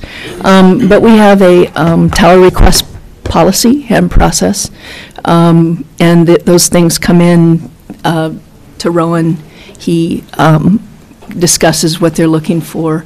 In general, with the towers, we would be, if they're not asking to, we would be strongly encouraging them to co-locate on a tower according to the tower ordinance. So we would go through that process. There's a lot that's required to do that. We have to generally have them do structural analysis on the existing tower, find out what their proposed equipment is, you know, on and on and on, to make sure that that will work. Sometimes the towers have to be modified, depending on what they're asking for. If they're bringing in their own building, like they are some of the cell service companies, then we also have a permitting process through land services, land use permits to add buildings and do other work. So it varies by the request. In this case, they were already there. So So we just wanted to. they are there, the building is not? They already have a building. The building is there too? Yeah, it's been there So it's for a long time. It's a fairly exceptional situation, No. as far as, Well, because there have been many, you know, prior to, I think, Rowan and myself getting here, there are a lot of people on towers, a lot of other government entities on towers without any contracts. So we have been working to rein that all in. Working quite a bit with Molly on that. And I'm not trying to be difficult. No, it was something that was absolutely amazing to me, that we had all these people doing this, all these organizations, Sure. sometimes private contractors, a variety of people without any kind of agreement at all about Right. what that meant. Right. Well, I was just curious if there were other buildings, towers aside, or maybe the buildings are almost exclusively used with. Generally, Yeah. yeah, this is a very unusual situation, Okay. and they were That's where I affiliated was- with the tower. Right, that's where I was And going, that's why kinda, they're yeah. in that location. Yeah. Sometimes we have relationships with people who have a building. We have another one that's coming up with Sawbill Outfitters. They have a building. They're on somebody else's tower, but it's on our land. So, you know, again, this will be a kind of a similar thing. But generally speaking, it goes with the towers. This is just Right. something a little different. Thank you. So you guys are finding out, you know, I just play an IT person on TV, you know that, right? Jeff set me up before, and then it got interrupted. I have no idea how to get this back up here. Do you know how to do that, Molly? I think you push a lot of buttons. Yeah. I know. I don't generally do this, so I'm like, So I always have to do the, Shuffle. Here it is, right here. Sorry, I didn't know what you did before, so I wasn't paying attention. Did it go off of it? Is that what happened? Oh, okay.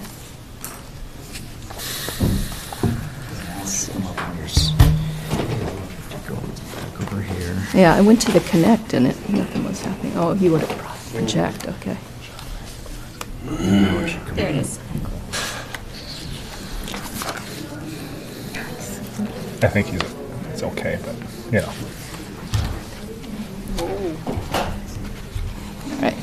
Yeah, you gotta make some folders and move those icons around. What? You need to make a folder and move some of those icons. Yeah.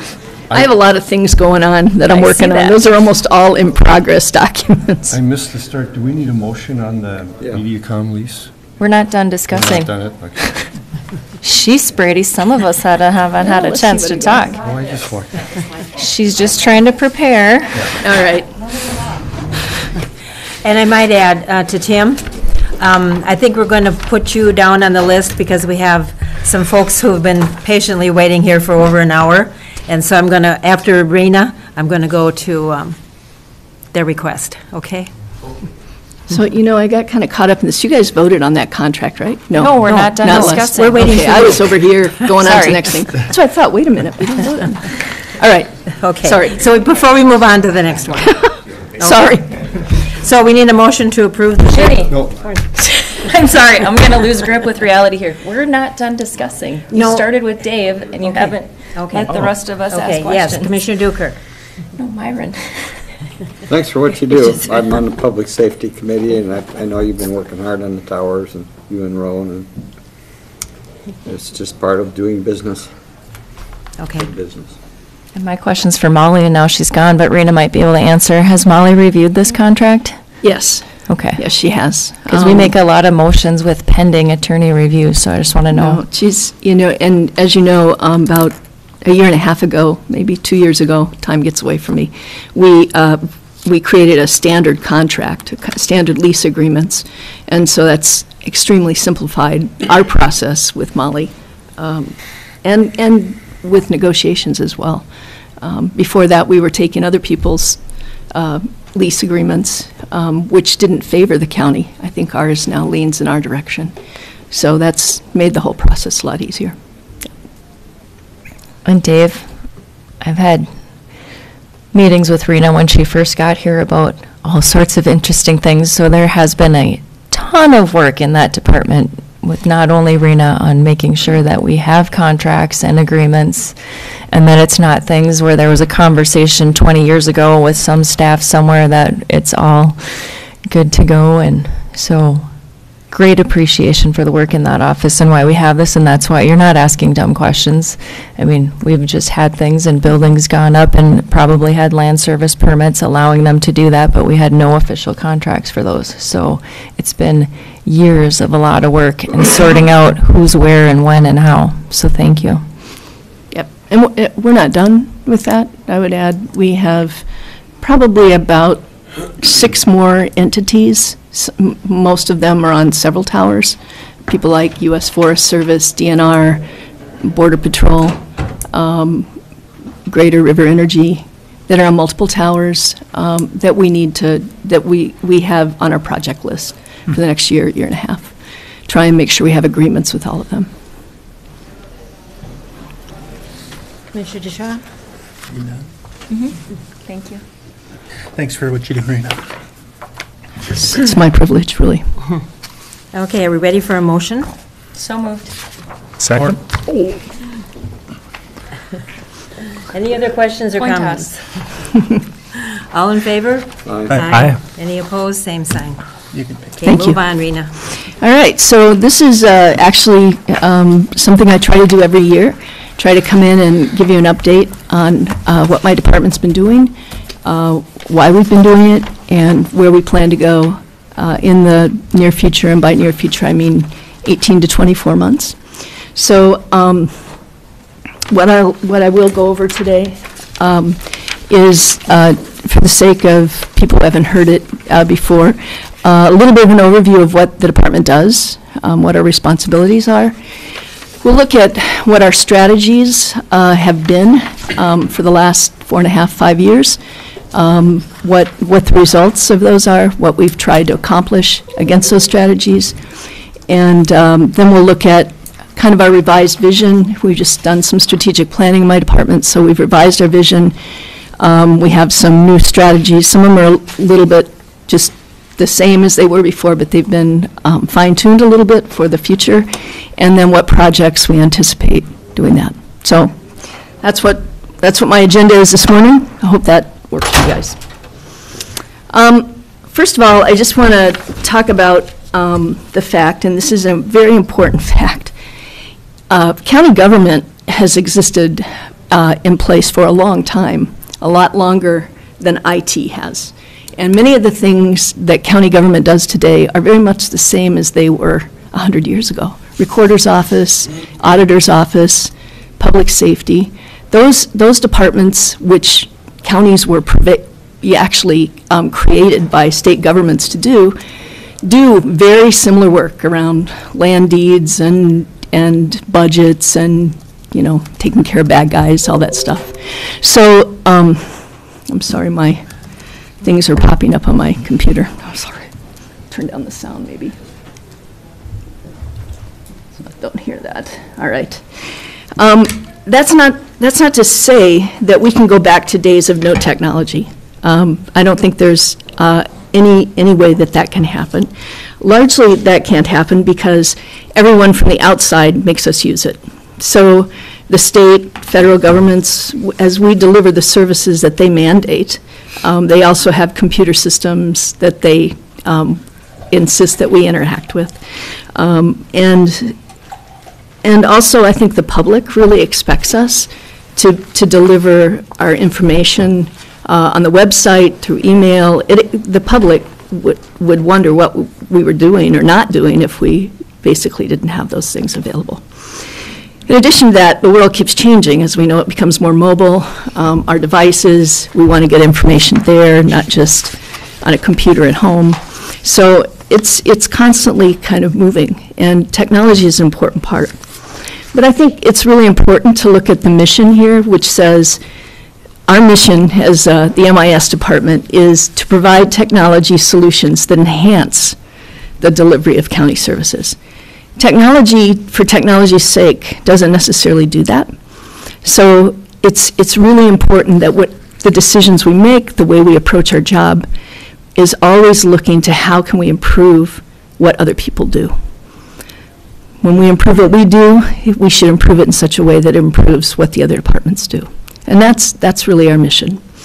Within our department, we have 3 distinct areas: information technology, which is IT, which is what most people think we do exclusively.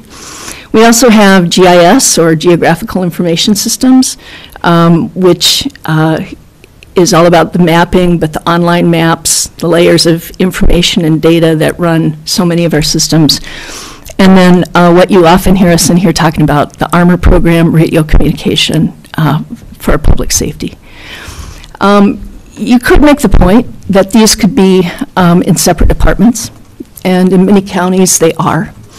But I like the fact that they're together. I spent some time last year in my annual update talking about the fact that we manage these 3 things together.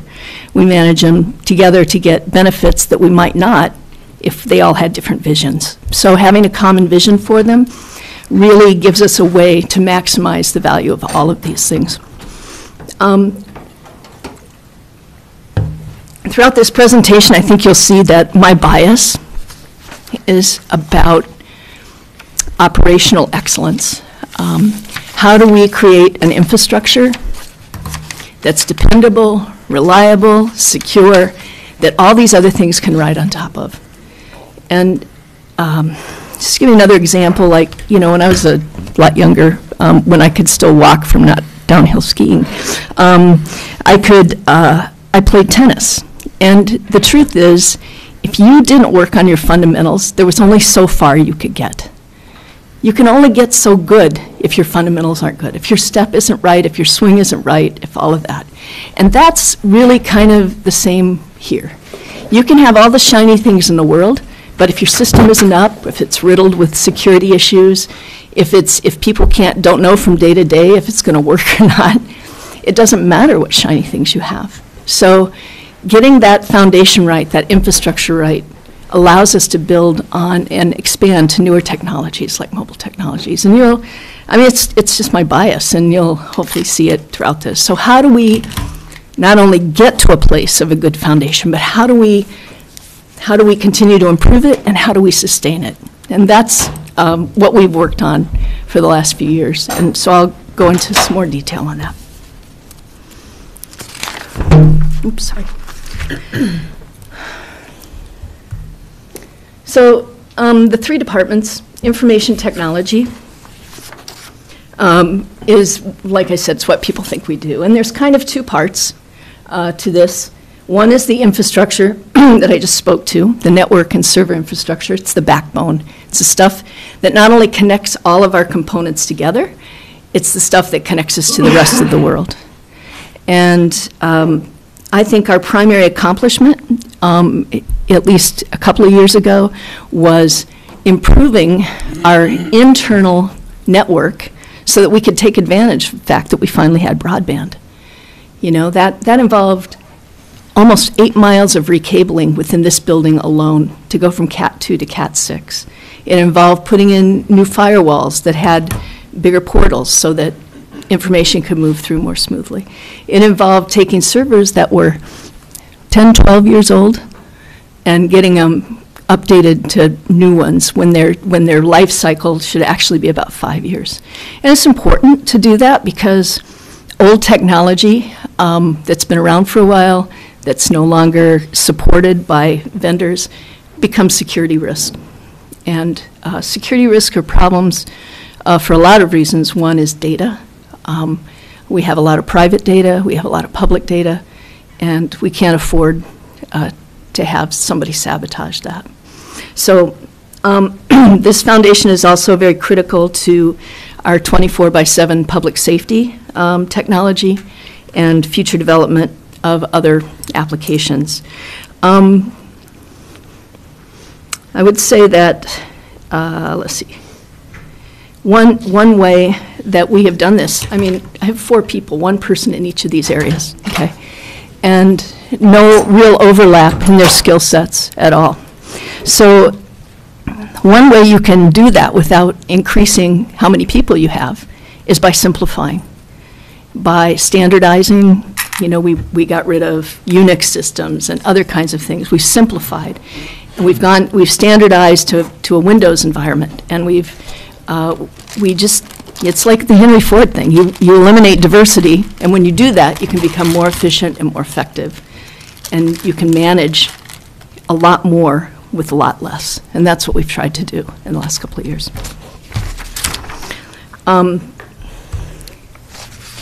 Our geographical information systems, very important data.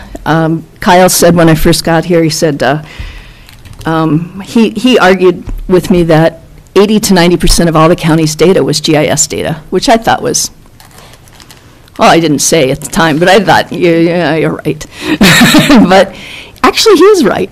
There's an awful lot of information that is geographically based. All of our property data, including permits, wells, tax information, highway information, including culverts, center lines, bridges, public safety has a GIS component for finding people, emergency management, dispatch squads, all of it. GIS is a very important component in that. He's the builder, Kyle is the builder and the keeper of that data, and we're constantly adding more layers and more information to it, improving it. You approved a couple of weeks ago the PLSS project, the Public Land Survey System project, which will vastly improve survey information in this county. Constantly looking for that. Last year we had the pictometry project, which gave us a lot of new data, not just for us and all of our departments, but for the public and for all the people that partnered with us in that, the U.S. Forest Service, Grand Portage, and City of Grand Marais, Arrowhead. All of those people can use that data. It's a resource for everybody. Very important part of what we do. And radio communication is an area that spent a lot of energy on because it needed a lot of energy. But this is one that we really have operated in a program point of view. And by program, I mean trying to get a bigger vision of it and manage our projects together in a way that we get benefits that we might not get if we managed all those things individually. Our vision, of course, which we talk about all the time, is trying to be sensitive to where we live, minimizing the impact of towers and those systems while maximizing the services. And in that process, we've also looked at, last year we rewrote the tower ordinance to try and tighten that up and make it, make it more difficult to build towers, make it more incentives to co-locate on towers, to minimize the proliferation of towers. We've worked on cost accounting, which is like not my strong suit, but worked on cost accounting systems and how do we bill people for this? And when we do these contracts, how do we set rates? How do we, there's been several policies passed, they've come before you, and I think we're making good progress. The long-range goal of this, obviously, is a self-sustaining environment. If those towers were sold to someone else, we have to pay rent to be on them for our armor systems and other things. While the county owns them, if we can maintain them, we can collect revenues that allow us to pay for those towers and give us control over those towers so that we can meet our goals. Very important, I think, strategy, and I think we're set up for the long haul on that. Let's see. So last year I talked a little bit about how these things are connected. And they are. They really are. They have, if you look at GIS applications, Kyle is making more and more applications for mobile users, put on their phones, put on tablets, by departments to go out to help them measure buildings, do their work a little bit better. Radio communication, the towers bring us the opportunity to get more cell service in the county, which makes the mobile applications work a little bit better. And then on the IT side, we set up and support mobile devices that can run on the towers that do these applications as well as other things. I think the best way for me to do it is maybe just give you one example of how that all works together. You could use a mobile device if you were an employee that's working out in the field. You could use a mobile device with access to the internet via cell service to check your email, look up historical permits in the field using our intranet, gather GIS points and see the impact of those changes real time with a high resolution photo background of where you are at, update an e-permit, all while performing the inspection. You could do all of that in the field with the combination of these things. Another example from our, when Rowan is out working at towers, and you know they're spread out all over the county, a couple of hours away, he can check contracts of tenants. He's looking up at maybe a piece that's falling off the tower, maybe somebody's antenna, and he can figure out whose it is. He can look at drawings or photos. He can check in with the office or contact a repair crew. He can update an operational calendar in real time and add GIS points to the site or create or improve a map of the site. Some of these things we're still not able to do yet because we don't have cell service everywhere, but we can do them on the device, and when we come back, update things, but eventually we'll be able to do that stuff real time. I could give you more examples, but I'll keep moving. So in 4.5 years, my 5-year anniversary is in about 2 weeks. Can't believe it. I know time flies when you're having fun and when you get old, but it's really flown. In the 4.5 years, in that 4.5 years, I started in March, but I started really in earnest looking at projects in June after that. So this 4.5 years expands from June 2014 till December last year. We finished 95 projects. That's a stunning number. I'm sorry. I'm really proud of that number. I have an incredible staff, and even though we went through a transition with Kevin retiring, we were super lucky, and we've got another outstanding member on our staff. And these guys like to do projects, and they're really good at it, and they've been very focused. So this first one is projects by strategic goal, and it's a little hard to read, but I'm going to kind of walk through what kind of projects that would mean. 40% of our projects, or 38 projects over that period of time, were infrastructure projects. That includes some of those things like recabling the whole courthouse, putting in a new phone system, doing network rebuilding and security, connecting up. What we have now are 3 server rooms, creating redundant paths between those so that we have good backup for all of our data. Service support was about 25% of our projects, or 24 projects total. This was like when we did a few years ago, Armor radio tuning and encryption for our public safety folks. We've moved several critical business systems to cloud or hosted solutions, and this is really important as well because it's cheaper. We can reduce our costs quite a bit by not having servers here that we have to keep updated and software. And even though we pay other people to take care of those, over the long haul, that flattens out or lowers our costs and gives us better sustainability of those systems. We've replaced the forensic interview recording system, and we've done a number of Armor Tower co-location projects with different vendors.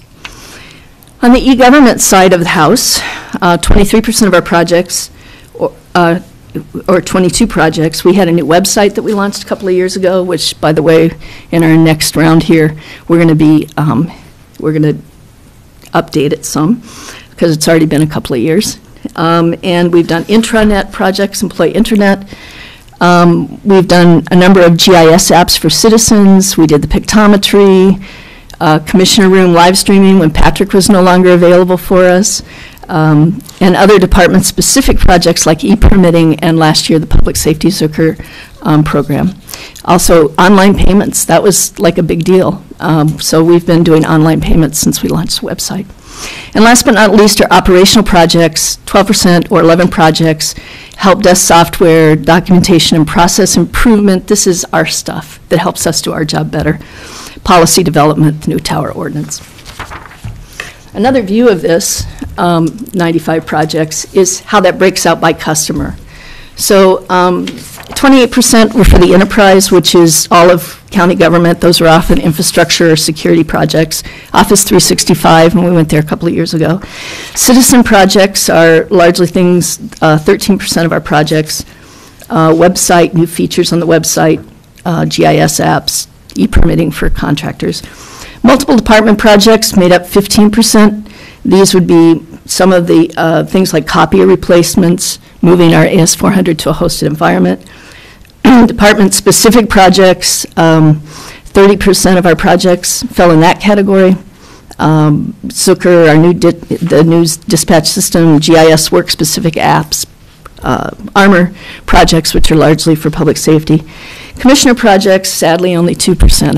I'm sorry. That would have been the audio, redoing the audio in this room shortly after I got here, and then the automating the live streaming.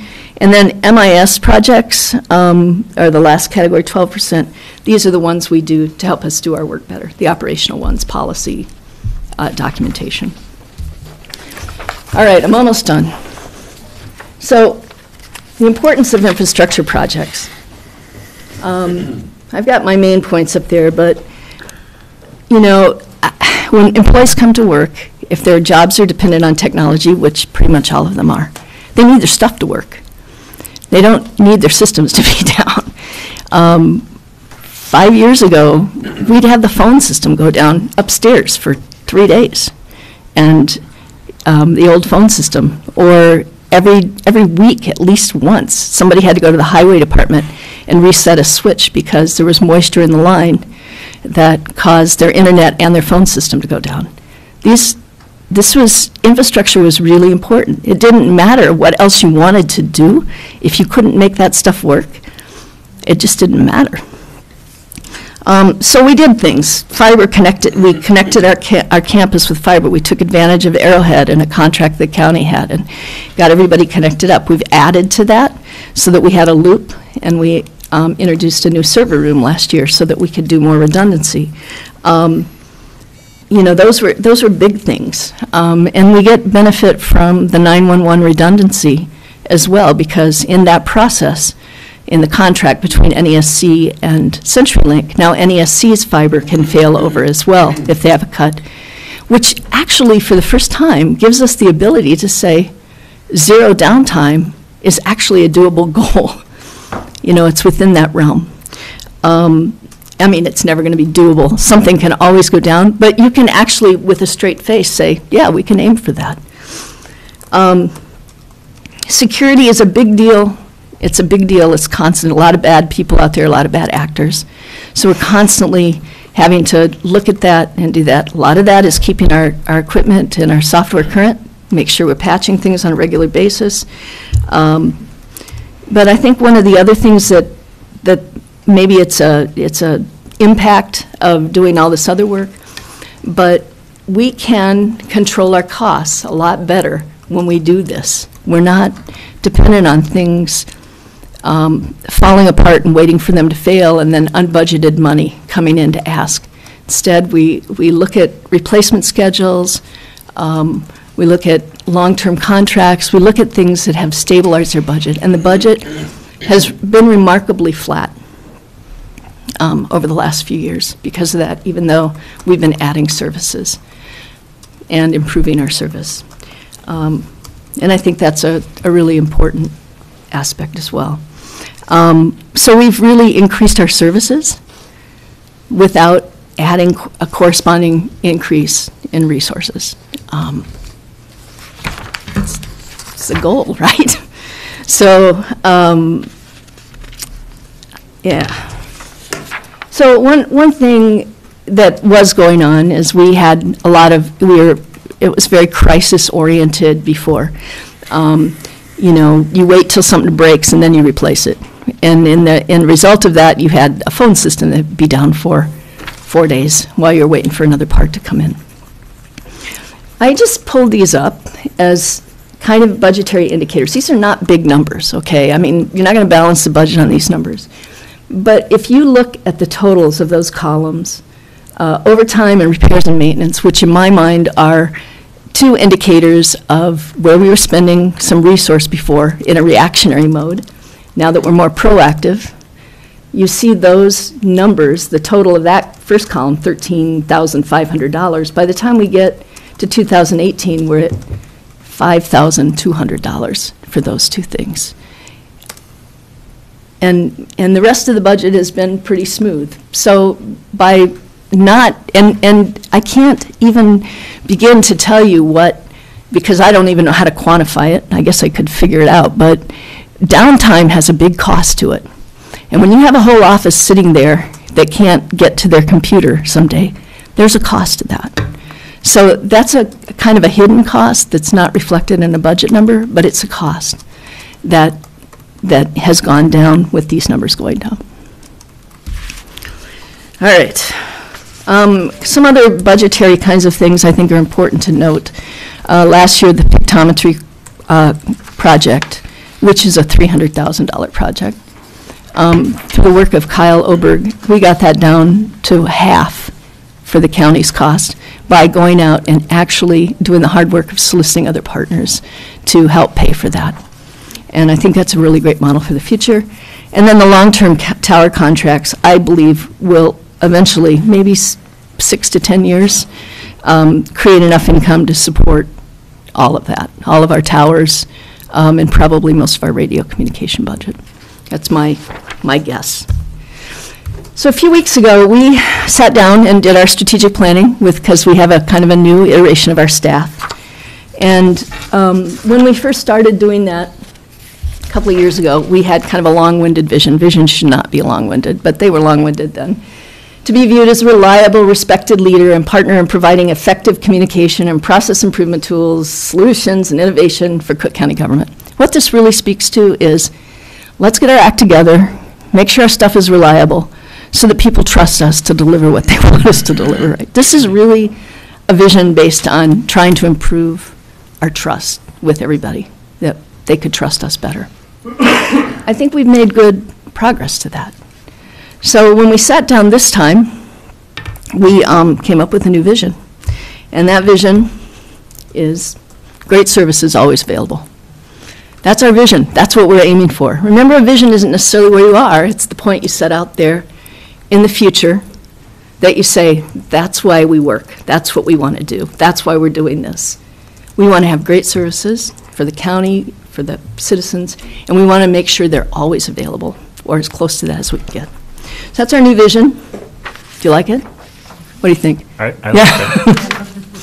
We can remember it too. The other one we could never remember. People say, what's your vision? We're like, it's a lot of words in it. So to accompany that, we have these 5 strategies. Some of them look similar to the ones before. But the initial, infrastructure excellence is really about how do we continue to improve reliability, supportability of our infrastructure. That's really it. How do we sustain it? That involves redundancy, security, continuing to look at cloud services. It's also about specific systems that we have to support, like GasBoy, the fuel system for Highway Department, or WatchGuard, the squad cams. It's those individual systems as well, which are aging and we get involved in helping replace. It's also tower construction and upgrades. Other projects like remote monitoring of our tower sites so that we don't have to always travel there back and forth to figure out what's going on. The second one is about our processes. It's the strategy I refer to all the time on the team as it's our last mile. It's the documentation, policies, and standardizing processes. It's the things you put in place so that this doesn't go away when a personality goes away, you know. The next one, e-government. This is about the shiny things that we can put on top of this nice, this good infrastructure. We have a number of things planned. GIS projects include the PLSS thing that you approved earlier this month. We're also going to be launching a new highway map and a plat book that are both the paper forms you've come to know, but they're also going to include web and mobile app versions as well. And those are what's going to be released first. A number of new departmental apps, upgrades, new solutions. Going to look for something with Molly, help her office get up to date a little bit. We're also going to be looking at website and county employee internet upgrades. Mobile services, it's an intersection of all three of those divisions. That's why I talked about that Venn diagram, going back to high school algebra. Increasing our cell service coverage throughout the county, managing our mobile devices through policy and through software. So we manage that and protect our data while we're out there with mobile things. It's providing a platform for our GIS apps and other e-government apps and our tower infrastructure sustainability. All of that has to do with mobile services. And this is a new one, customer service excellence. I think my team has always been good about responding to people, and people appreciate that. But how do we step that up? How do we make sure that we're improving, that we are meeting people's expectations, that when we launch new stuff, that people are equipped to use it? So this is a really important one that I think is going to get a little bit more attention than it has. This is last year in the budget process, you guys approved a new employee for us, and this is the place where that person will largely make a big difference and an impact for us. That's what I got. It took a little longer than I thought. Thanks for your patience. Any questions or? Okay, we'll open up for questions or comments. I don't have any questions, but I really want to thank you for your work and for your planning, and I think that's just an excellent model on how we can do a lot of things, not just your department. And so it's just a really good example for us to follow as we're planning a jail or anything else, is to try to look ahead and instead of putting out fires, try to, get things figured out ahead of time. So I think, basic strategic planning says, see what your issues are, figure out what it is that you're supposed to do, what's the scope of your work, set kind of a point out in the future, and try to come up with strategies that get you to that point while addressing your issues. And when you do that, you can't, somebody told me once, if you don't have a, if you don't have a plan, if you don't have a map, any road will get you there. What does that mean? You'll be where you're going to be, but if you want to go someplace specific, you better have a plan for it. Right. Anyone else? Comments or questions? Yeah, and I guess if you don't have a plan, you're going to end up someplace usually where you don't want to be. That's what that means, I think, yeah. I would just like to comment, in serving on the committee that you report to with your updates and so forth. Really appreciate your work and that of your staff, and as Commissioner Mills mentioned, and your commitment to strategy, strategic planning and continuous progress. And the world of technology is one of continuous progress and updating. And I know your department's small, but you do remarkably well with that. And I really think, too, you should be commended for your work on the towers. I know we've had conversations about cost accounting, and you've done that very well, and that's very much appreciated. Thank you. Thank you. Mm-hmm. Anyone else? If you don't plan, you plan to fail. That's right. I remember the annual meeting where Rena was grabbing me between my meetings and we were running around to all the vendors so she could get all the stuff together and make sure she had someone on board, and we were looking for credit card processors, and I was looking at her, she was super excited, and I was looking at her going, yeah, in about 2 years we might have this done, and the website wasn't totally up and running and done, and lo and behold, before we were taking property tax payments, Rena had it going. Had the approval from the county board, had everything set forward, got Brady on board and Brady's office on board, and just, it's amazing, because I see your charts in your office and you say 95 things completed, and I sometimes walk in your office and I'm just like, holy shit, how is she going to get this done? Do we have a blooping capability? No, we don't. No, okay. And I've sworn on camera before, and that's just the way it is. Dave's like, but you always amaze me, and your staff is wonderful, so thank you. And I have no problem with you grabbing me between meetings and showing me these exciting things that I would otherwise miss. Thanks, Rena. Thanks, Bobby. I do have one question. Sure. You mentioned the audio project, and I've heard various comments, both from visitors that are here and others that are not, and me listening to audio on our videos. Is there a lifespan of the audio equipment, or are there things we can do to improve that, or has that been looked at, or should we put that? So I think, should we plan for that? Yeah, I mean, we should. I mean, it should be on the replacement schedule like everything else. This was done in literally the summer that I started, so it's 5 years old coming up.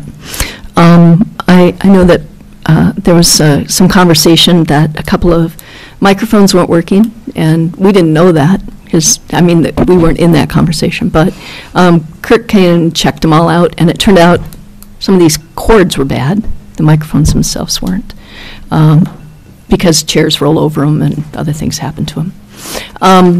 So I don't know that this one needs to do that, but we should be checking it and planning for it all the time. I think sometimes it's just reminding people how to use the mics, make them work better. And sometimes we get people that adjust things when they shouldn't, because it's set up. So operational things more than infrastructure at that point, I think. Thank you.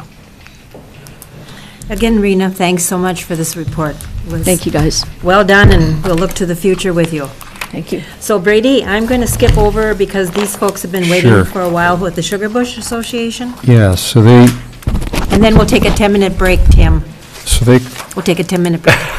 they called with a request, would the county consider loaning them some money to finish off the purchase of a large piece of equipment? It's the largest piece of equipment that any of the trail maintainers need, and in this case, it's a piston bully. I'll let them describe more of that to you, but I knew the questions would be, do we do this? Do we have a policy? Have we done it in the past?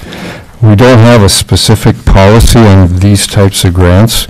We do for fire departments. We set a policy some years ago that under $100,000, we would give grants for buildings or equipment, no interest loans. And although we never expanded the policy, we've been operating that same way with some of these occasional requests that we've gotten. So in your packet, I showed some that I'm aware of in recent years.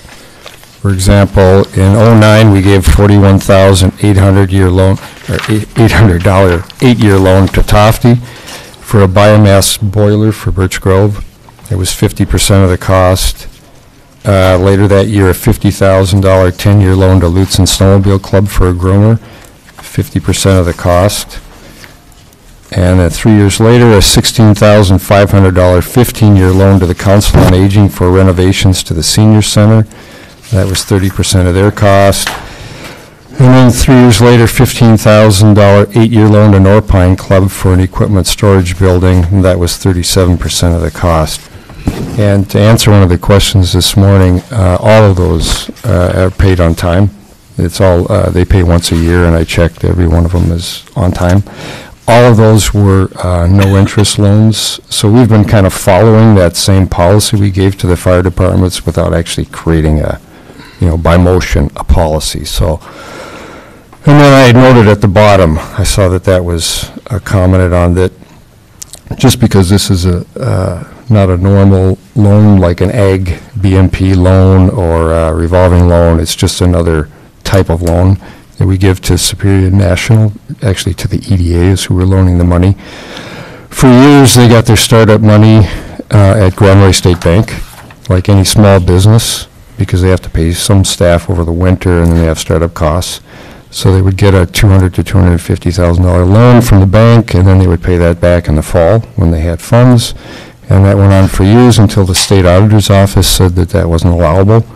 And so they came to the county at that point. And we've given them loans of anywhere from $250,000, and the most recent was $175,000 a year, which they then pay back every fall. Except for a few years ago, they said, well, we don't need any additional, but they haven't. So they've kept the 175. They still owe us that. But so that's an outstanding loan. Anyway, that's the background. So. Okay, thank you. So we have Nancy Burns and Greg Fengel here to answer any questions. I don't know if you have a presentation. They have a letter in the packet. Want like a long presentation? Not too long. Dance? Yes. So you do have a letter in your packet. We're happy to answer any questions. Basically, we need to replace an old, Greg could speak to that better, but a very old piston bully that we bought in the early 90s. It was already used at that time. We're looking for a machine that will provide reliability and more modern grooming capacity in the next couple decades. You want me to be at the mic? There's one right there. You can share there. I was only kidding when I said dance, so you can just stay seated. I'll just give you a little background. In the early days, early 90s, LTTA bought 2 piston bullies for Cook County, and one was given to Cascade Lodge and one to Bluefin, and basically they were responsible to maintain them and pay the maintenance costs. So Sugar Bush Trail Association started in 2003, and we became a 501c3 nonprofit, and then we ended up buying our current piston bully from Bluefin, and basically we paid their maintenance costs is what it was. And for the past 10 years, we've been saving money knowing that we would have to replace our current piston bully. It's like a car, eventually it wears out and it costs too much money to maintain. So recently, we had a anonymous donor come forward and say they would donate $25,000 if we could match it. So we're in the process of raising money to get to that match, and I'm sure we're going to get there. And basically, we have put $30,000 down on the new piston bully. It's actually a lease return. The price is $180,000, and new piston bullies are about $250,000. So we got a pretty good price, and it's just a really good opportunity for us right now as far as the timing goes with our anonymous donor and the fact that we can get a lease return. So our board decided to go ahead with it. So to be clear, so you all understand, this isn't really a grant. The only thing granted would be the no interest part, but it's a loan and we would pay it back. And we are proposing that we pay pay it back within 5 years, and that's pretty much the same amount of money we've been saving every year, so it should be no problem for us for our annual budget to fit that in. So I'll open it up if you have any questions. Mm-hmm. Well, I think it shows the community support for this in the West End over the years. Could you tell us about how many miles would be covered in our area? Sawbill Trail up to Moose Fence? Yeah, we have, Sugar Bush Trail System has 65 kilometers of trails, which is almost 40 miles. And we have 3 different trailheads: Oberg Mountain, Britton Peak, and Moose Fence. So there's 3 different trailheads. And each time we take the piston bully out, it takes about 12 hours to groom one section and another 12 hours to groom the other section. So it's very important piece of equipment, especially now with the recent winds. We just can't groom with snowmobiles with the drifts that are out there. The piston bully has a plow on the front, and we just kind of plow through the snow and then groom it at the same time. And from the early 90s to now, we're also grooming for classic and for skate skiing, so there's a couple different areas of service there too. Yes, yep. Originally it was a lot of classic, and now over the last 10 or 15 years we've added skating, so it's very popular. I would say it's probably one of the most popular trails in Cook County, especially since it's so close to Bluefin and Lutsen on the west end. Widely used by locals and our visitors. Questions or comments? Approximately, what's the annual maintenance cost for a piston bully? For the piston bully? I'd have to...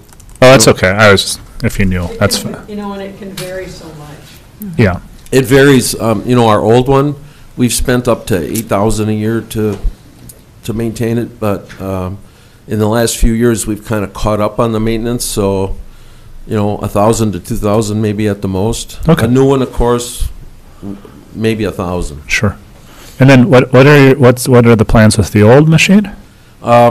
We have a quote from the vendor to trade it in, and we're in the process right now of trying to sell it outright, hoping we can get more money for it.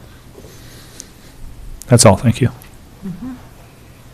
Well, thank you for what you do, and it's a prime example of anonymous donor in Cook County helping and a nonprofit to do great work in the community, and so it's really, really appreciated. I think we in government should appreciate all the things that we get done that are not a direct cost to the taxpayers. This one is a little indirect, but that's the least we can do is to slide some money over to provide these services without a cost, but interest-free. So it fits past practice and certainly supported.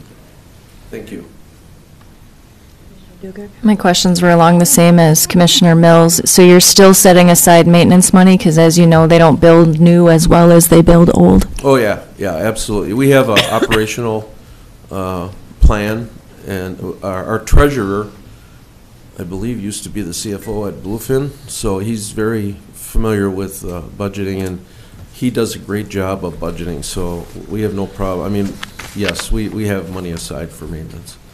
Oftentimes people buy the new equipment and think they're good to go for a few years, and it just doesn't work that way anymore. So thank you, and thanks for bringing this forward and taking care of the trails. Thank you. Yeah, we have 2 piston bullies in Grand Portage, and does this machine you're getting come with some warranty? Yeah, I believe it does. I don't know the details, though, but I know it does. I just don't know the details right now. Yeah, because we've had ours broke down out in the woods and have them come up and repair it out on site. And the other question I had is, which part of the budget is this coming from?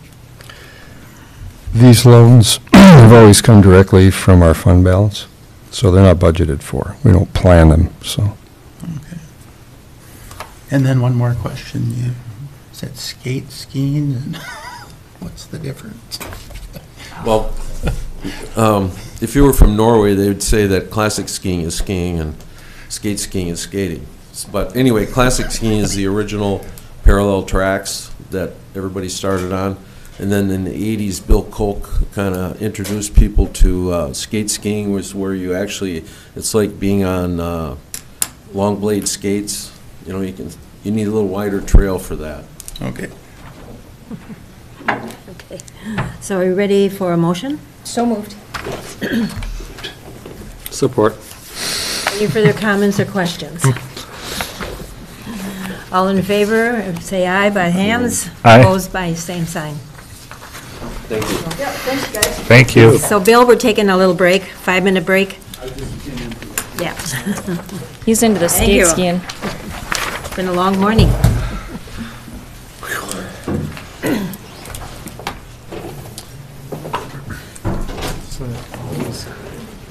It's not for terms, but that disaster plan for the library, I was asking about, how does that differ from emergency? It's included in the emergency. It doesn't. Disaster response should be included as part of the emergency response. So, do you think the library can just fall on to the county? They should just call Valerie and ask how they should be included. That would be the most expedient way to answer their question. Yeah, and because I guess Steve has done a number of them with previous libraries, and he's like, because we don't have one. And so some of the board members are like, come on, we should have this. And Steve's like, we have a county resource. Have him avail himself of our county resource. Thank you. She will provide a streamlined direction. Yes.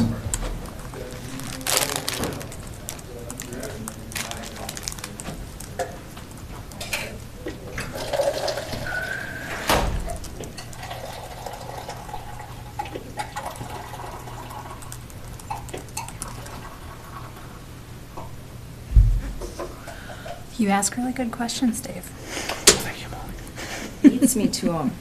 Yes. Hey, Yeah, maybe that's not my fair. question. Maybe that's not fair. We should. Sherry usually rotates and starts on opposite ends, so you can take turns having the good questions. Well, I get my hand up and then.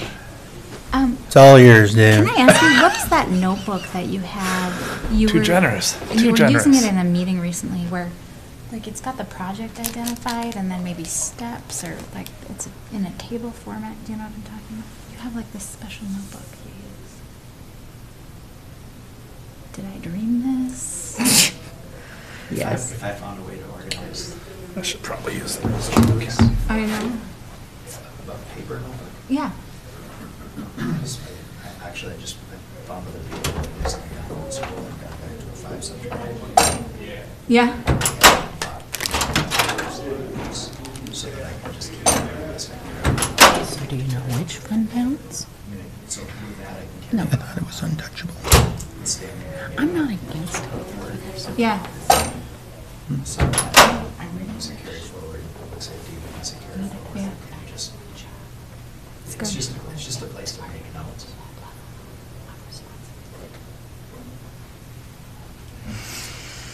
Yeah, I'm constantly looking to improve my organizational skills. I think the better is to actually concentrate on first things first. Mhm. What are the 3 most important things to do? Mhm. Because not everything on the list is on Yeah. And some ways in their policy.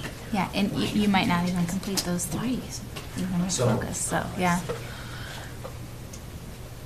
Just I feel like email is a constant distraction. this one is 10% bigger. Oh, yeah? Podcast. Uh-huh. They talk about taking your time. You come in the first thing in the morning, it's really nice. You just suck it all the way through your whole positive. Yeah. Yeah. So you shouldn't have your email open. Yeah. Times for respond to email. Yeah. The first hours of the day are your most creative. That's, I mean, that sounds like a good strategy. A lot of times, though, in my projects, I have to refer back to old emails, you know, to information that people have. I know, we always want to find examples, but this is so special. Don't we?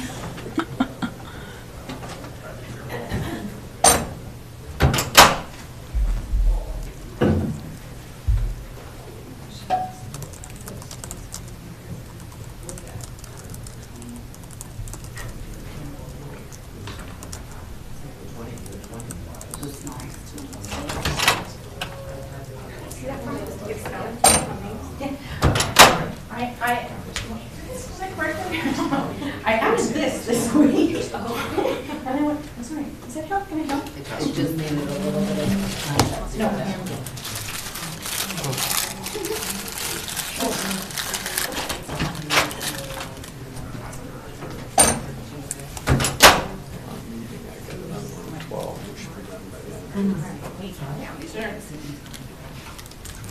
It helps that I know.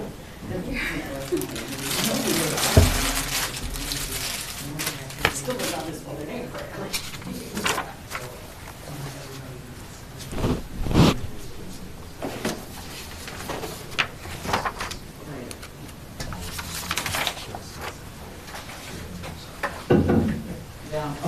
Greater Minnesota, that's what I'm gonna include that, that's on that, thank you.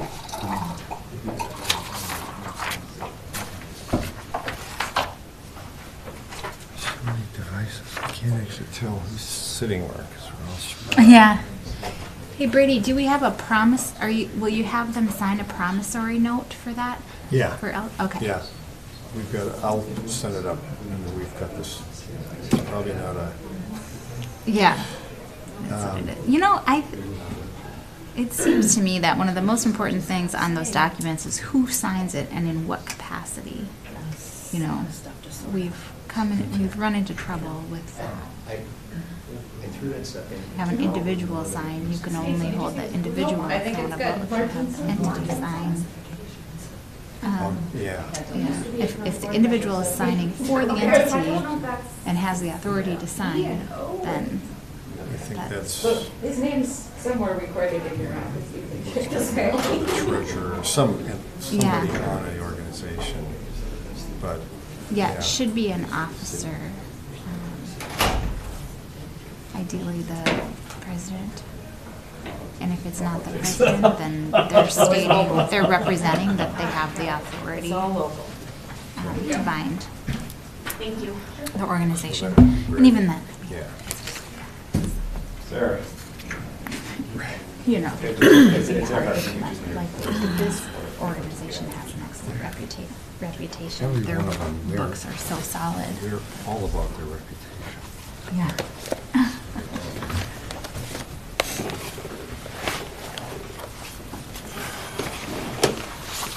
I'm gonna need some more coffee.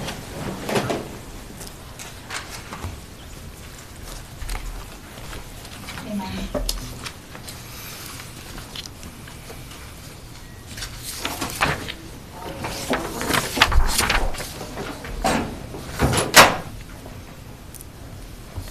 Thanks for waiting, Brian. Chris. Chris, excuse me. Wait, I don't want to say Brian. Brian was the ancestor, he was the Yeah.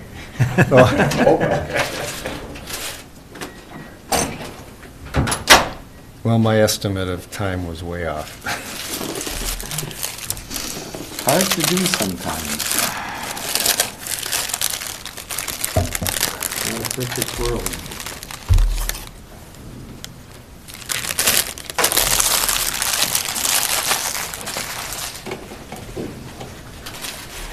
Hey, just for like logistics, one of the things I got,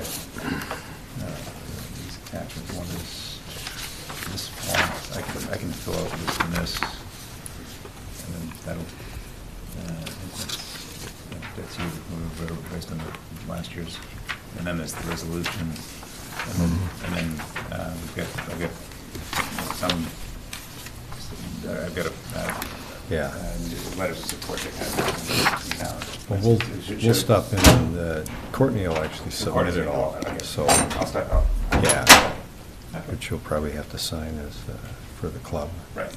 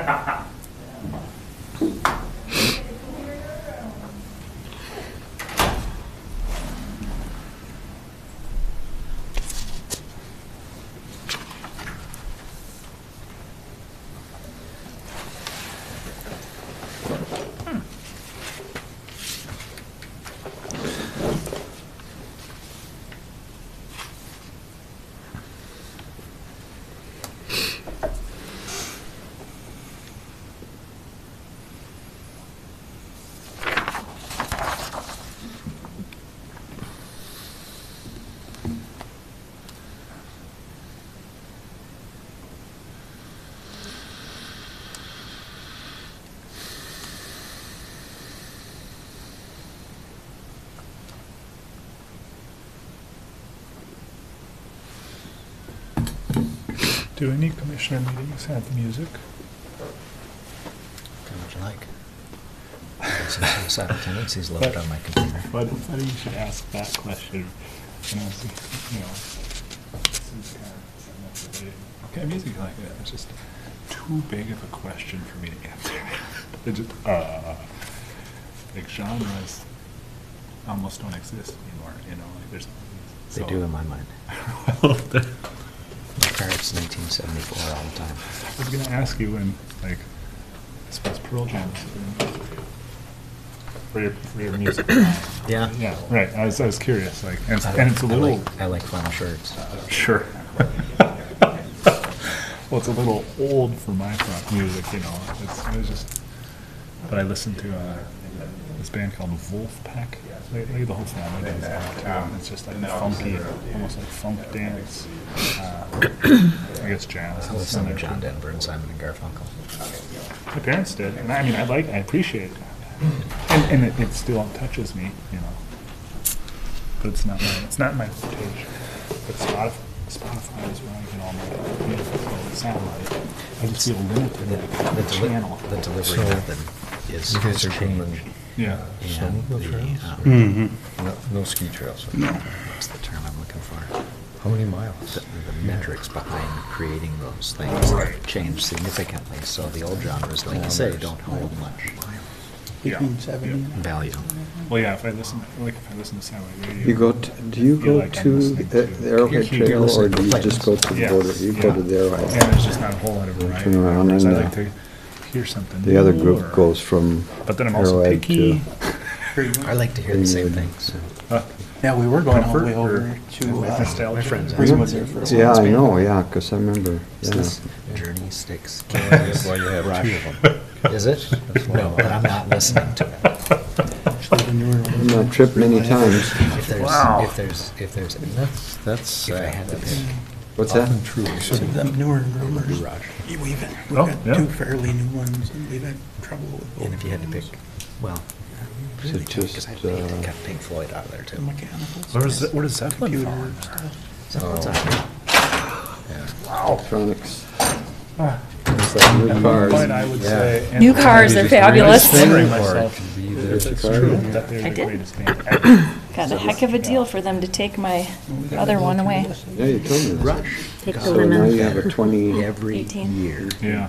Okay, so we will continue our meeting, and Brady, I'll turn it over to you. Okay, this was the addition to the agenda. This is a request by the North Superior Ski and Run Club. It's for an equipment grant. This is an application to the FRTP, the federal grant, which you see another one on the agenda later on. So these are due on February 28th, which is why we asked to add that on today, so just have 2 days to get it in. So Chris and others have been working up this application. They've already secured the grant match. As you can, $14,078 is the grant request, and I'll let Chris describe the equipment that they're asking for. Thanks, Brady.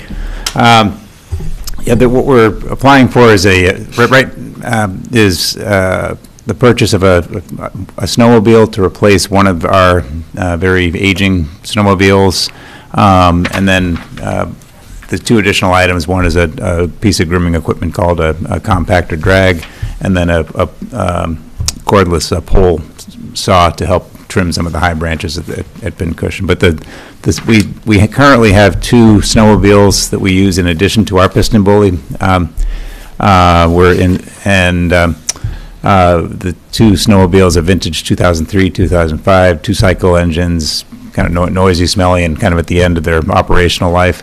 We were awarded an FRTP grant last year to purchase a John Deere Gator side-by-side that with tracks, and that will replace one of the snowmobiles. That has not yet arrived because we're caught up in some Made in USA requirements, but we're working through that. But in the meantime, we'd like to replace the other snowmobile with a newer machine that would extend the life and ensure the reliability of our grooming operations and increase the productivity of our grooming operations up at Pincushion. Why don't I just stop there? I can answer any more specific questions about the equipment, but we do need a resolution from the county to support our application to the FRTP. I handed out a copy of the resolution that we'll submit. They've secured the match, so there's no county funds involved. questions or comments? We can open up the floor for that. What is the plan with the Oldsmobile? We will sell it. But the market value is estimated to be $1,000.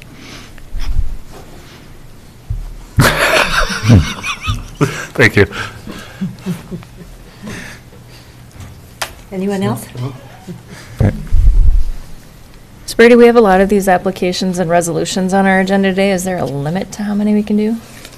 I don't think there's a limit to the applications, but there may be a limit on what the federal government approves.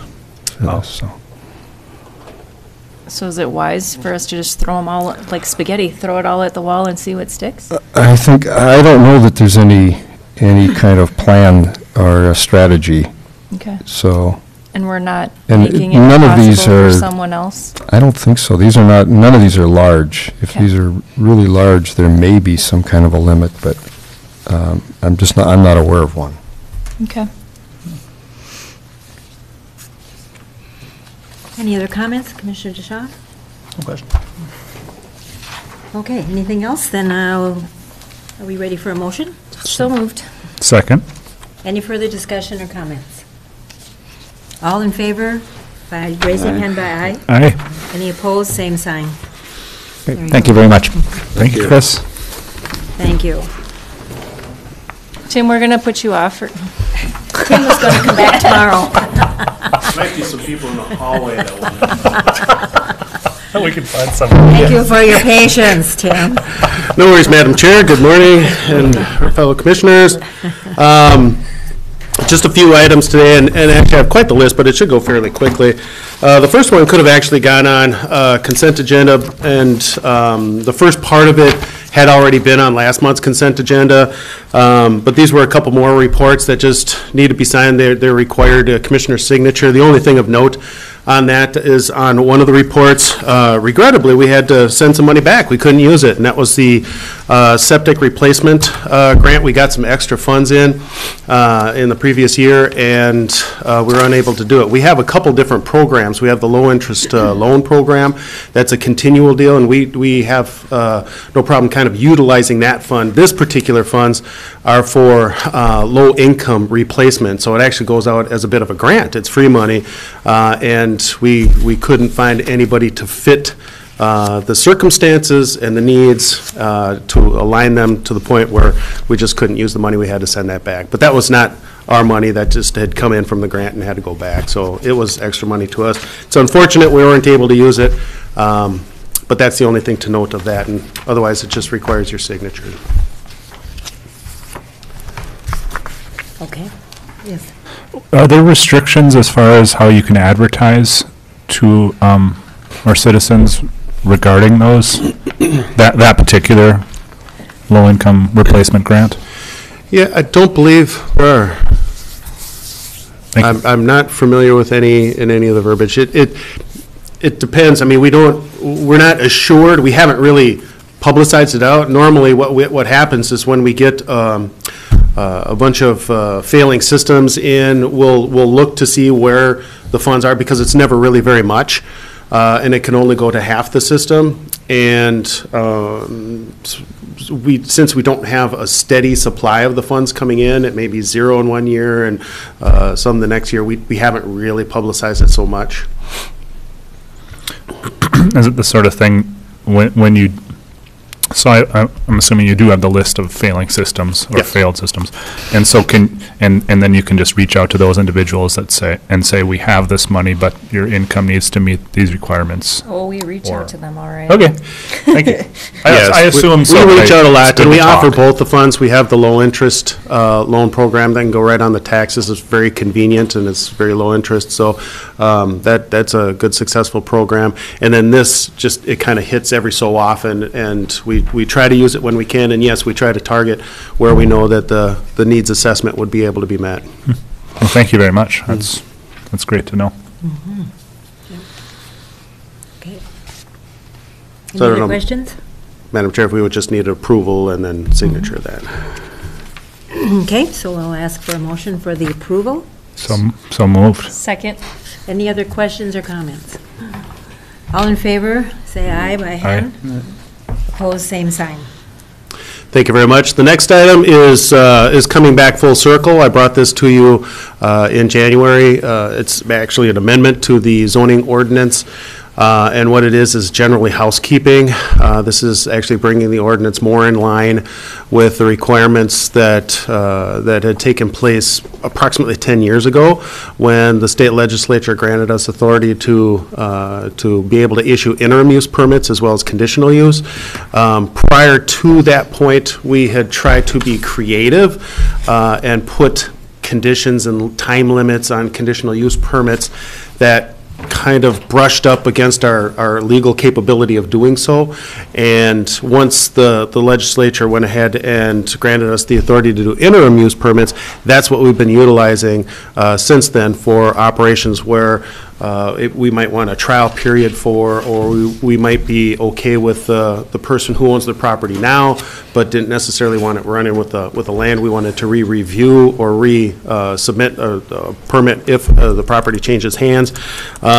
These provisions in here had been real specific towards gravel pits and said that the permit would be reviewed and reissued or renewed each year, and that was certainly just not a requirement that we were able to actually even do. So this aligns it up here with the law. We held the public hearing this last month, and there weren't any comments or objections to it. Basically, we kind of spoke mostly about the differences between the conditional and interim use permits and their appropriate placement for each request that would come in. So this is coming to you on unanimous recommendation from the Planning Commission for approval of the amendments. Questions or comments on this? Okay. I hear a motion. So moved. Second. Any further questions or comments? All in favor, show of hands by Aye. nay, same sign. Thank you. The third item on the agenda is appointments to the Parks and Trails Commission. Unfortunately, through some discussions that we've had and kind of a little bit more publicity, we actually did get 2 applications in for positions on the Parks and Trails Commissions. Regrettably, they fall both in the at-large. We are still looking for someone in the District 2 position, but we do have 2 positions open. The person who had been occupying the previous at-large position regrettably hasn't been able to make the meeting so much, so he was certainly willing to step aside and have someone take his spot. So we have Adam Trefel and Randall Knutson that have both expressed interest. You should have their applications in front. They both have expressed really high kind of desire to serve on the Parks Commission, and so we need to assign or appoint one to the at-large position and then one as the alternate. And on the fortunate side, both the position and the alternate are certainly welcome to attend the meetings, and we encourage them to do so, and they have in past years, and be able to participate. They just can't both vote at the same meeting. So as we have 2, instead of leaving it up to a coin toss in terms of picking who would be the position and who went, we generally could go based off of who submitted their application first, and it was Adam Trefel who had submitted his application first by a couple weeks, and Randall. So I guess in trying to be consistent with what we actually have done in the past is we would recommend going ahead and appointing Adam Trefel as the at-large position and Randall Knutson as the alternate. Okay. Questions or comments on this? I don't like the first come, first seated, but I don't have a good way to assign otherwise. I believe they're both in District 4. Is that? Adam contacted me and said that That was his original. This is his dream to be on this committee, and that he wanted this before the Planning Commission, and so he's very enthusiastic about being on it, and he has a proven history of participation and being on a committee. And attendance. And since we have a lack of attendance on this committee, I believe they'll both actually be strong participants on this. And so, yes, it's difficult when we have to pick and choose, and it's a great problem to actually have too many applicants. We don't often get that problem, so this is a great opportunity.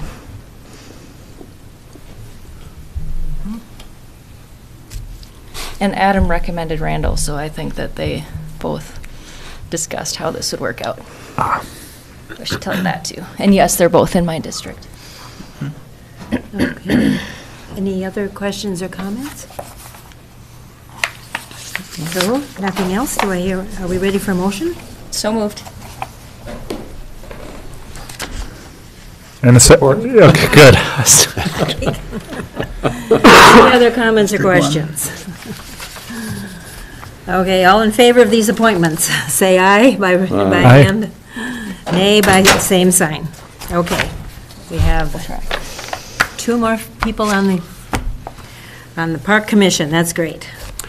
Thank you, Madam Chair. The next item is actually referring back to kind of a grant that Brady had talked about. This is another one of the FRTP or Federal Recreational Trail Program grants. There's an application that we're participating in, which, and I do have Kyle in the back that can speak more to it. Kyle, if you want to come up. Come closer. Kyle will reluctantly come up and speak more to it, but it's fashioned to be able to get some signs made and actually do a lot of data collection and organization. And Kyle, if you want to speak to that angle of it. Sure. From my role would be to compile a lot of this trail data that's out there that's provided by the Forest Service, the DNR, and the trail clubs, and to put that into a standardized GIS data model to meet all our different needs, from visitors using the trails to clubs that are working on developing trails and maintaining trails. And then once that data is designed and put together, we look to build some mobile and internet mapping applications to display that data, and then make the data itself available to any and all users that want to use that information inside their own mapping applications. Thank you, Kyle. And we do have the, if you see, the application was in the packet, so you do see that we have the amount listed. We have the $14,000 that is committed from the Tourism Association, and then the $5,000 in labor volunteer match. And so I guess at this point I would just open it up for any questions that you might have. Okay. Questions? Comments? Yes.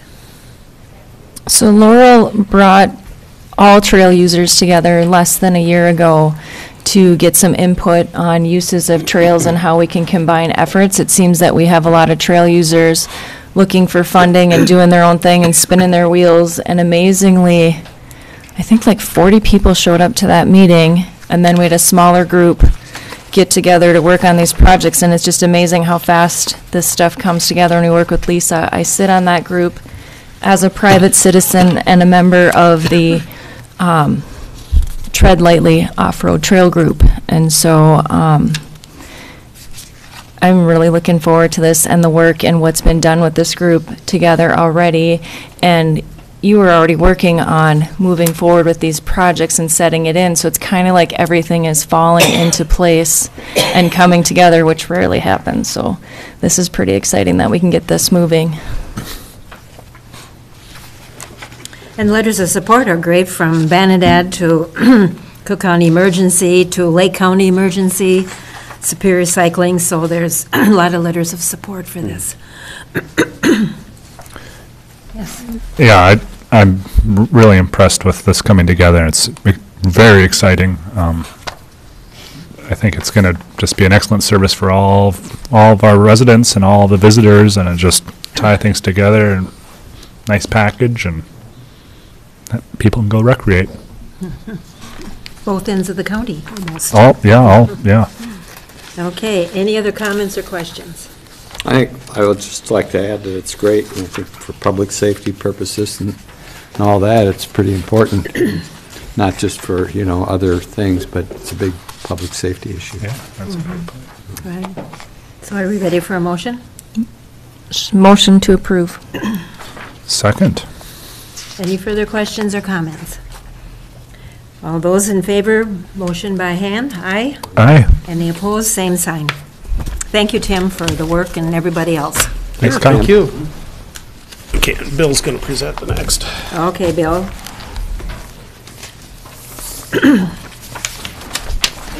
Good morning, Madam Chair, Commissioners. Morning. Morning. One item on the agenda for this morning from the February 13th meeting of the Cook County Planning Commission, which is a home business request by Jim Santarud. Jim is a pretty well-noted furniture maker, cabinet maker, artist, and his intent is to construct a 2,600 square foot manufacturing / educational wing / business front in the FAR 3 zone district, which is on Steve Baroud's property up off of Cook County Road 48.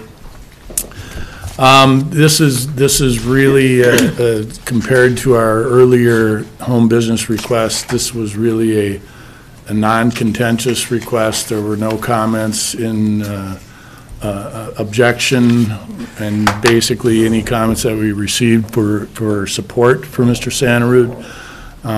The conditions that were established include a 1-year annual review without any follow-up reviews, and the reason that we established that was because without objection from the neighborhood, we kind of look at that home business as being able to regulate itself. If there are issues, we can identify those in our first annual review and amend conditions if necessary. But you get a sense from doing these business requests that it really comes down to what's in the interest of the property owner, and in this case, Mr. Santarud really demonstrated his ability to work with the local regulatory unit. He's already established a permit application along with site visits to ensure that there aren't any wetland impacts, which is an important component of the conditional use permit, interim use permit, actually.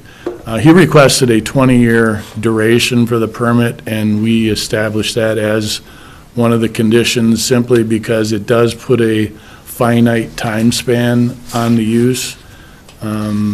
If after 20 years he needs to re-enlist that permit, that's the process that he'll have to follow. There was literally very little discussion on the request, and any discussion was favorable to him establishing the business. It was passed unanimously by the Planning Commission and forwarded to you for your consideration with a strong recommendation of approval. Okay, thank you. It's always good to see people doing local things, and in his case, some artistry to go along with it, so it's good. We'll open it up for questions or comments. If anyone has any? It's 20 years. What do you go on them? Well, and Commissioner Deschamps, the interim use permit does allow us to put a time limit on the use. If it's a conditional use, it runs with the property, and that's, Director Nelson has brought that point up at previous meetings, that it's really, it gives us a little more flexibility of imposing a time constraint that has the overview of the local regulatory unit and the Planning Commission. 20 years is a longer period than we typically see with interim uses, but it does establish that time limit. That's the important part. Okay, yes, he disagrees. I don't know how far out we really need to look at this, but I'm just really inspired by the economic impact that this kind of project could have as well, and it's just it's really exciting. I think if we can have more of this type of thing in our county, that it would just make our county a lot stronger, a lot more resilient with diversifying our economy. It's really great. I'm sure it was all you guys, right? It was the land use guide plan. Okay. So are we ready for a motion? So moved. Second. Any further comment or questions? All those in favor, aye, by show of hands. Aye. Nay, same sign. Okay, Thank you very much. Thank you. thank you.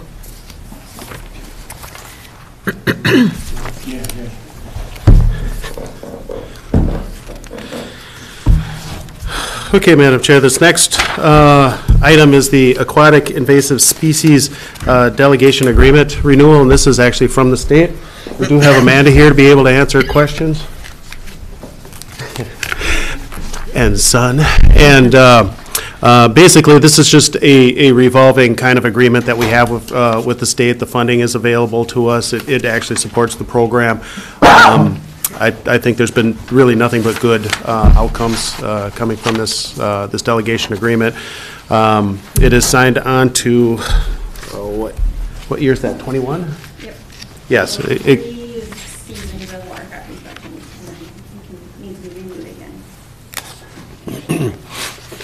And so basically at this point, it's just a renewal of an agreement that we've had in place. It extends it back out another 3 years. And so we would just open it up for any questions at this point. Funding is all state, that doesn't affect the county. Budget.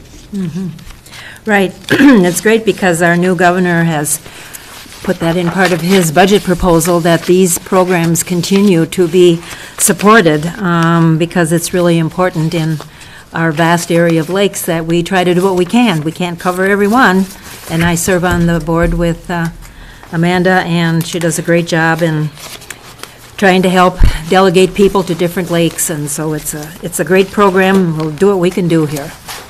Questions or comments?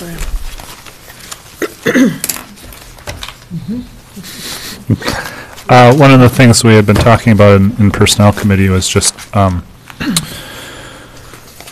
this, I guess, the structure of this, as far as Amanda's position from the county supervising state positions, and didn't know if there was discussion about that at this point, or...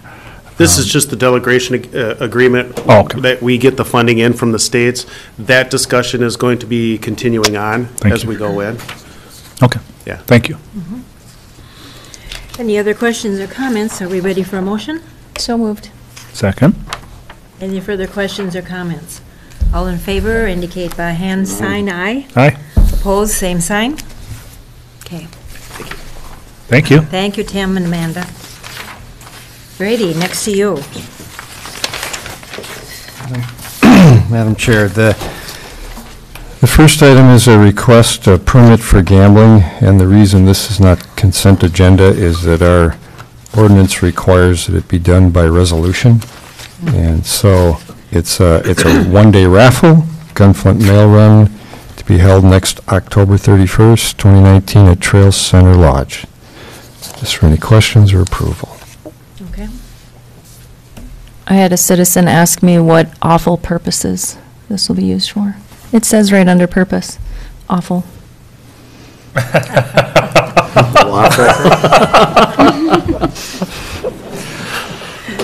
What was your response? I said, I believe there's an L missing.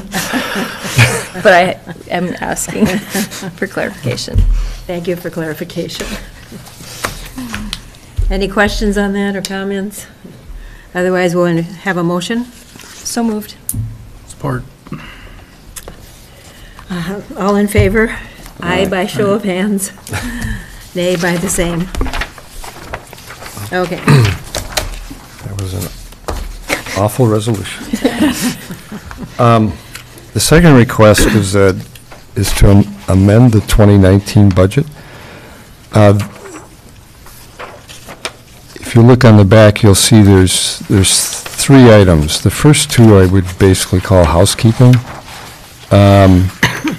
We got a second page of the airport grant, which did not change the levy, but there were additional expenses and revenues for a small capital item, so this just makes it correct in the expense and revenue. And then under the sales tax revenue, we're now required to put that onto our budget and levy, even though there is no levy for it. It's all those bonds are paid for by sales tax, but the size of it, the state auditor said we should have that included. So We just adjusted the amount of the expense and revenue to fit what's actually happening.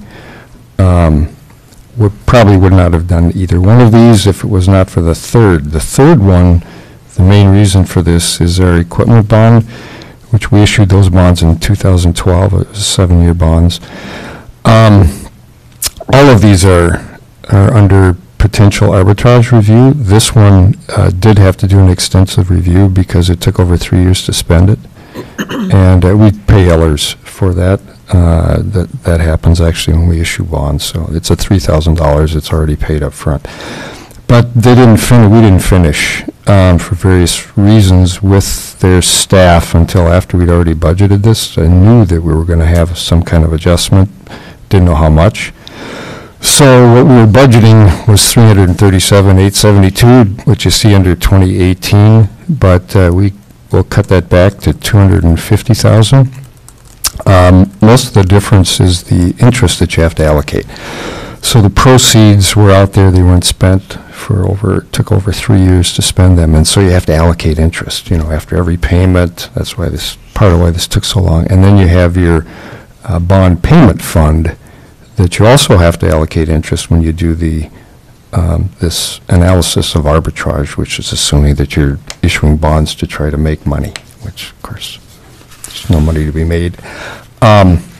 So, anyway, reduction there. What made sense, given what we're doing with the new bonds that we issued last year, the CIP bonds, is that is going to go up significantly next year, that levy, to over $209,000. So we know we're going to have to increase that. We're paying interest right now, but then we'll have a full payment. So it seemed logical to me to, rather than change anything significantly in our budget and levy, is to take that reduction in the equipment bonds, add that to the CIP bonds. So that's what this does. That was at $85,000 when we approved it in December. So I've taken the 87 reduction in the equipment bonds, added it to the CIP bonds. We won't have to have as significant an increase in the 2020 budget. So it's just an administrative shift, if you will. Okay. And so there's nothing affected in levy. There's nothing affected in use of fund balance. It'll just be for Kelly to do an adjustment in what she reports to the state auditor. All right, any questions or comments on this? So this won't affect this budget and obviously levy, but but next year's it will help, right? Is that what or no? Right, Yeah. because we're going to need a larger amount in order to make those principal payments that start coming due in 2020. So there is an effect, but a positive effect. Well, yeah, there's many ways you could handle this, but that just seemed a logical way to handle it. So. Thank you. And I did have a concerned citizen about this, but they were appeased at talking to you. So thank you for your time with that. And the reason that happened after 2012 is we issued those bonds in 2012 for the Armor System project. It was a little over $2 million was the total cost of that, was the expected. At the same time, we'd applied for a federal grant, which was just no idea. It wasn't like our typical grants where we kind of know we're going to get them.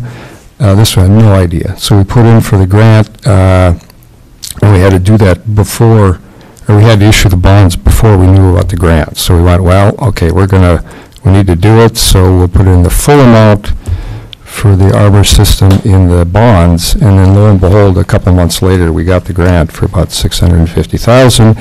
So we knew we had to use it for other equipment that fit under that statute. And by the time we finished all that, some of that was I can't remember some of the projects that one of the projects, 95 projects that Rena was doing, and then put us over the 3-year before that got finished.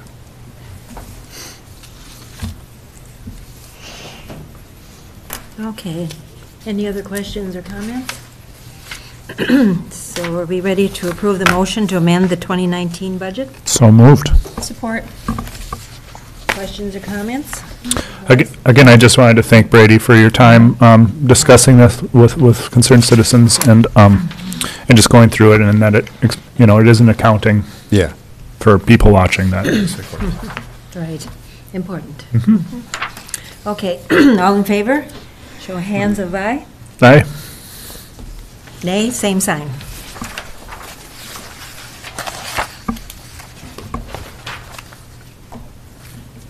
And do you have anything else, Brady, the fire-wise? Oh, I'm sorry, yes. So there's a...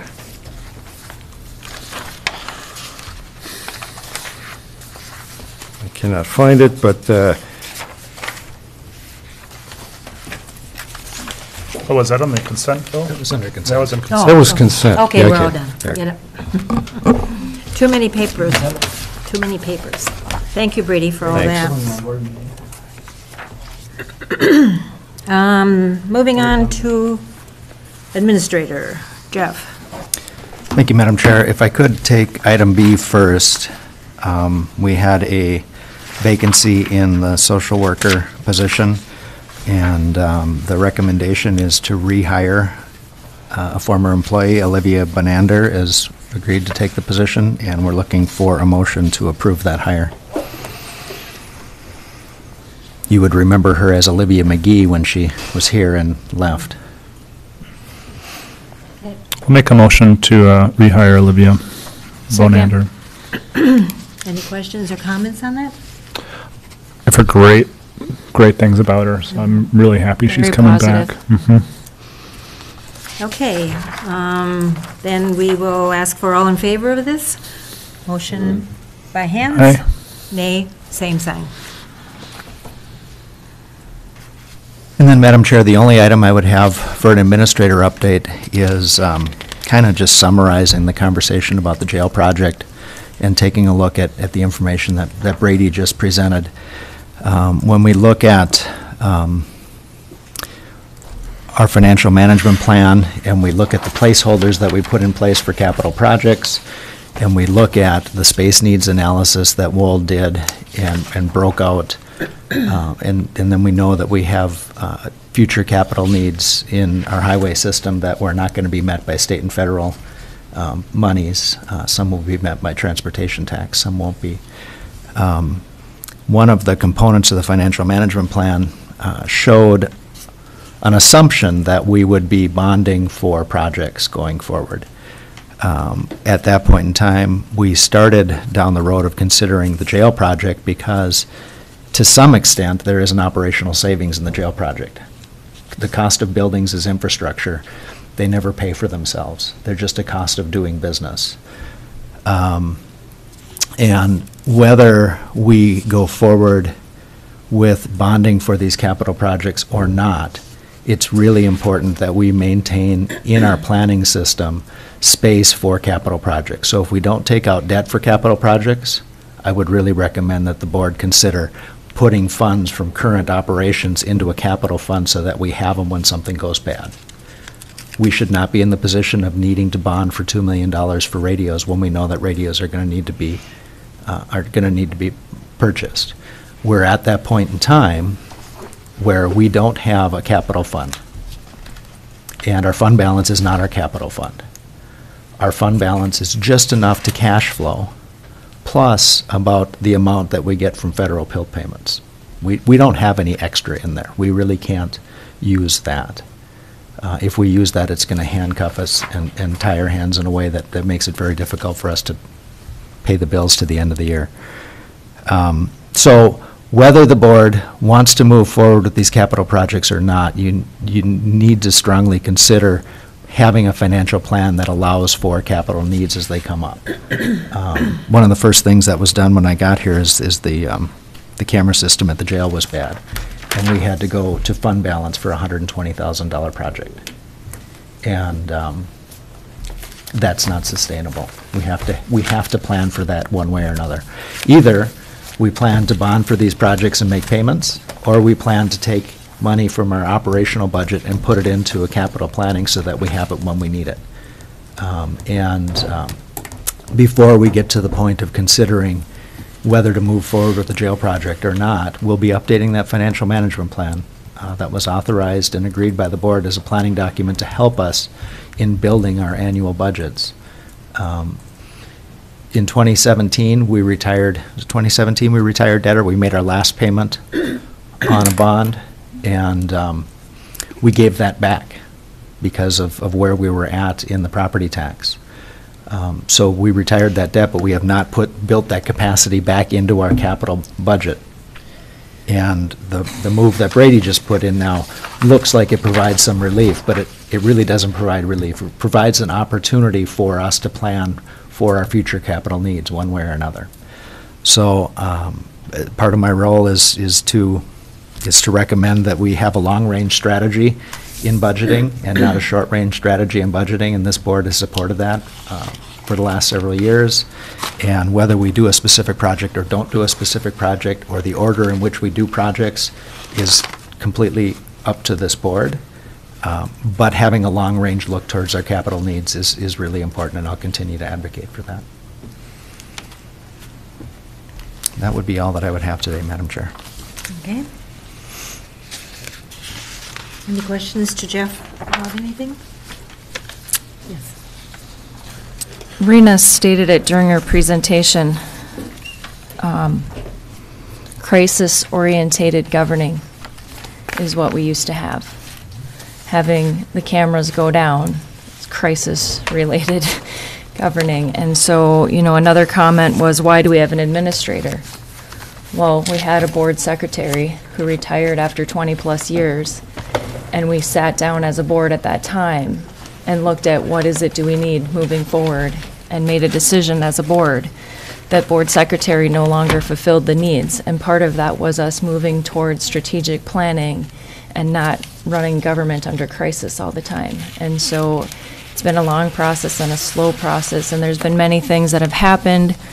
We had changes in our assessor's office where we had a 5-year quintile where the properties had to be assessed that hadn't been done in 20 years. And so it feels like there's just one thing creating the huge levy, and it's not one thing, it's many, many things all thrown together. And so I hope that this board supports us being more strategic and more mindful and planning and moving ahead, and to stop being a crisis organization. Yes. I would like to support that. I think in my experience that, it's proactive versus reactive, but budgeting, you always have to look to the future. And it's been proven time and time again that you're going to be more efficient in your expenditures when you plan for them. And so I think that's a good approach. And again, what they are, that's, I think, up to the board, but this idea of having a plan, and I know I ran on the basis of better financial planning, and capital planning is extremely important, and we've lost millions and millions of dollars in the county just because we didn't build adequately on capital needs, and we just did something. Why is an example. It's going to cost us more money in the long run to do it, now rather than in the beginning. So, thank you for your work on that. And being part of the budget committee, that's been a slow and long process, step by step, but I think we're gaining traction here, and we're going to have hopefully a group decide on a vision and move forward with that. That's the only way to operate. Mm-hmm. And when going through these the AMC conferences and hearing the state demographer speak, it's a little alarming about the future, the population of our state. Maybe we can grow the population of our county because it's very attractive. But regardless, there's going to be some hard times ahead, and harder times. And I think we really need to plan for that. And so if we can, whatever we can do to shore us up now, I think is going to really pay off in the future. And it's hard to look that far ahead, especially when we have citizens that can't attend because they have to work. There's a lot of citizens having a hard time. But I really want to recognize their hardships and also try to say that I believe what we're doing looking forward is the best way to alleviate as best we can. So, and I want to thank Jeff for his work there, and I know his position's not popular with all. And it's not an easy position by any means, but I think he does really good work. He's made himself available to me and all of my questions I've had, and I really appreciate that. Thank you. Commissioner reports. Yes. So Thursday and Friday of last week, I attended Futures. We did crisis management. And we did a couple fun things. We were able to see a sheriff's trailer, and we also were able to watch drones in action, which is pretty cool. They're very expensive. They have infrared and capability. Yeah, they're pretty cool stuff to see. And so, were these sheriff's drones then? Is that? Sheriff's Department drones, which, you know, the equipment is expensive, the maintaining is expensive, the training's expensive. It's not something that I see us doing right away or at all. But I think they'd be willing to come and present some things to us. We've got bigger things we're working on, but it was pretty cool. And I did complete another FEMA training. So on my FEMA ID, I will have one more notch under there. So if we ever have a situation, hopefully I'll be able to assist a little bit on that. With me being gone at that meeting, I needed a commissioner to cover a committee, and they weren't able because they were on another committee. So I would like us at one of our March meetings to take a look at our committees, because this seems to be a common thread. I don't think we have fair and equal distribution of responsibilities as commissioners, and it's becoming more and more clear that we're not able to meet our responsibilities unless we divide that out a little more fairly. And I know, Dave, we're going to have to discuss, because you have 2 meetings scheduled at the same time. And so I would like this, Madam Chair, if that could be added in March for us to review our committees and get our time straightened out and make sure that we're able to cover it, because those committees are incredibly important to the work that we do. Any other reports? I would like to just make a comment. I would like to really express appreciation on the part of the public to our public service personnel in a rescue, and I'm sure a lot of other issues. We've dealt with some real, well, in the old days, this was a typical winter, but we're not in the old days anymore, and I know that the plows and those that have been working in the highway department have really been putting in long days, difficult days in dealing with very adverse conditions, and I really think we should recognize that, and I would hope the public does as well, that these people are doing the best they can under very difficult situations. But definitely our rescue staff, our public safety staff, thanks to everyone. They're there for us, and that's what we're here for as a county, to provide support to people. And thanks. That's been a kind of a tough weekend on some of our emergency people, but thank you again for all that you do. Any other reports? That was part of our discussion at Futures, was crisis intervention. The other counties talked about floods. And I said, we have snow, extreme cold, and trees falling down. I said, those are our huge impacts up here. Madam Chair, the only other last thing I would note is Thursday, the 28th at 6 is the joint boards meeting again at the school, being hosted by the school. So I'm not sure if everybody's available to attend, but that's the next scheduled meeting of the joint boards, is Thursday at 6 at the school conference room. Okay. And I was hoping we could discuss a little bit about AMC and Legislative conference? Well, no, just how far do we go with AMC? I did sign up for the leadership training, and I'm excited about that. I've heard great things about it. And so, or April signed up for me, thank you. And then not long after, we got another email for AMC roundtable discussion, which sounded very interesting again, and I just didn't know how the board felt about that, those trainings. Should I get as many in as I can? I mean, there is cost going, or should I hold off? I feel like I can use more. I don't know if there's a saturation level, but please. I think it's great that you're willing to go. I mean, I would go. I've gone to my first 2 years, and I got a lot out of them. I've had a lot of leadership kind of retreats in my career, but they were very worthwhile, and I thank you for willing to do that. I would go, but I've got very important other meetings scheduled, that one especially is on strategic planning that I need to be involved in. Otherwise, I would go again. But I think my comment to that is I think we should at least have one or more attend all of these things if we can, because and then share it with us at some point in time, either formally or informally. Just can't get enough knowledge, you know, and I've always felt some people say, well, that's a waste of time. Well, how do you know if you're not there? Right. You know, and Yeah. so thank you for your willingness to go. That's my comment. Well, as each one comes along, you know, we can each evaluate how we want to participate. After that, we have a district meeting where all 11 counties get together, and that's important for us to go to. Yeah, so AMC, yeah, as much as we can do. Yes.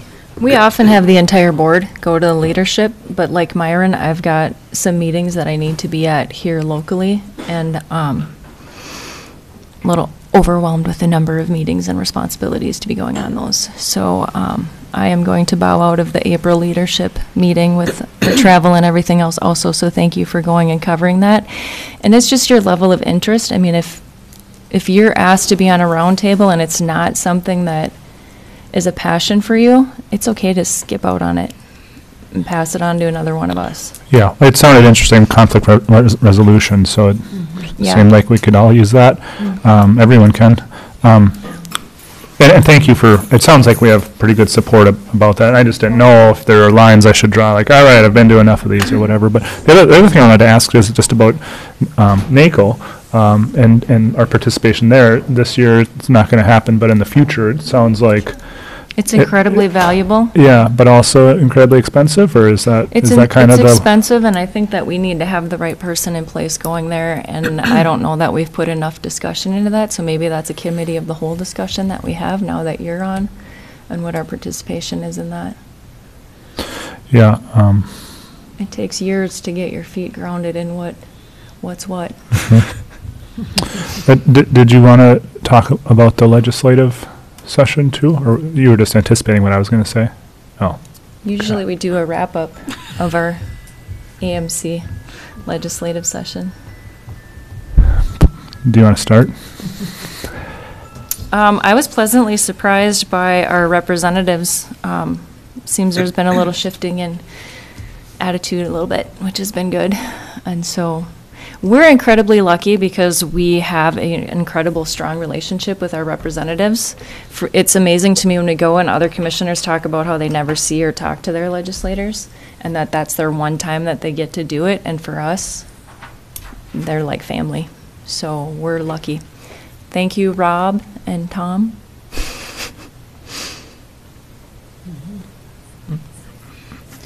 The 11 counties in our Arrowhead got together on Tuesday night, and we were able to meet some of the new representatives and kind of hear what they have for anticipation for their future.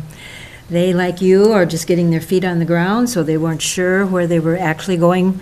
Mary Murphy, who's on the bonding committee now, I think is an important lady, you know, to have conversations with in the future. A couple other ones indicated that education was important for them, and so they were waiting for the governor to come out with his budget, and he's very much on board with education. So for me, that was worthwhile to attend that, and then definitely going to the legislature and visiting with our representative and senator, and just having a feel that they don't forget us up here. We're at the end of the road, and they don't. They do come and visit, so, but the road goes both ways. So we need to be there, and they need to be here too at times.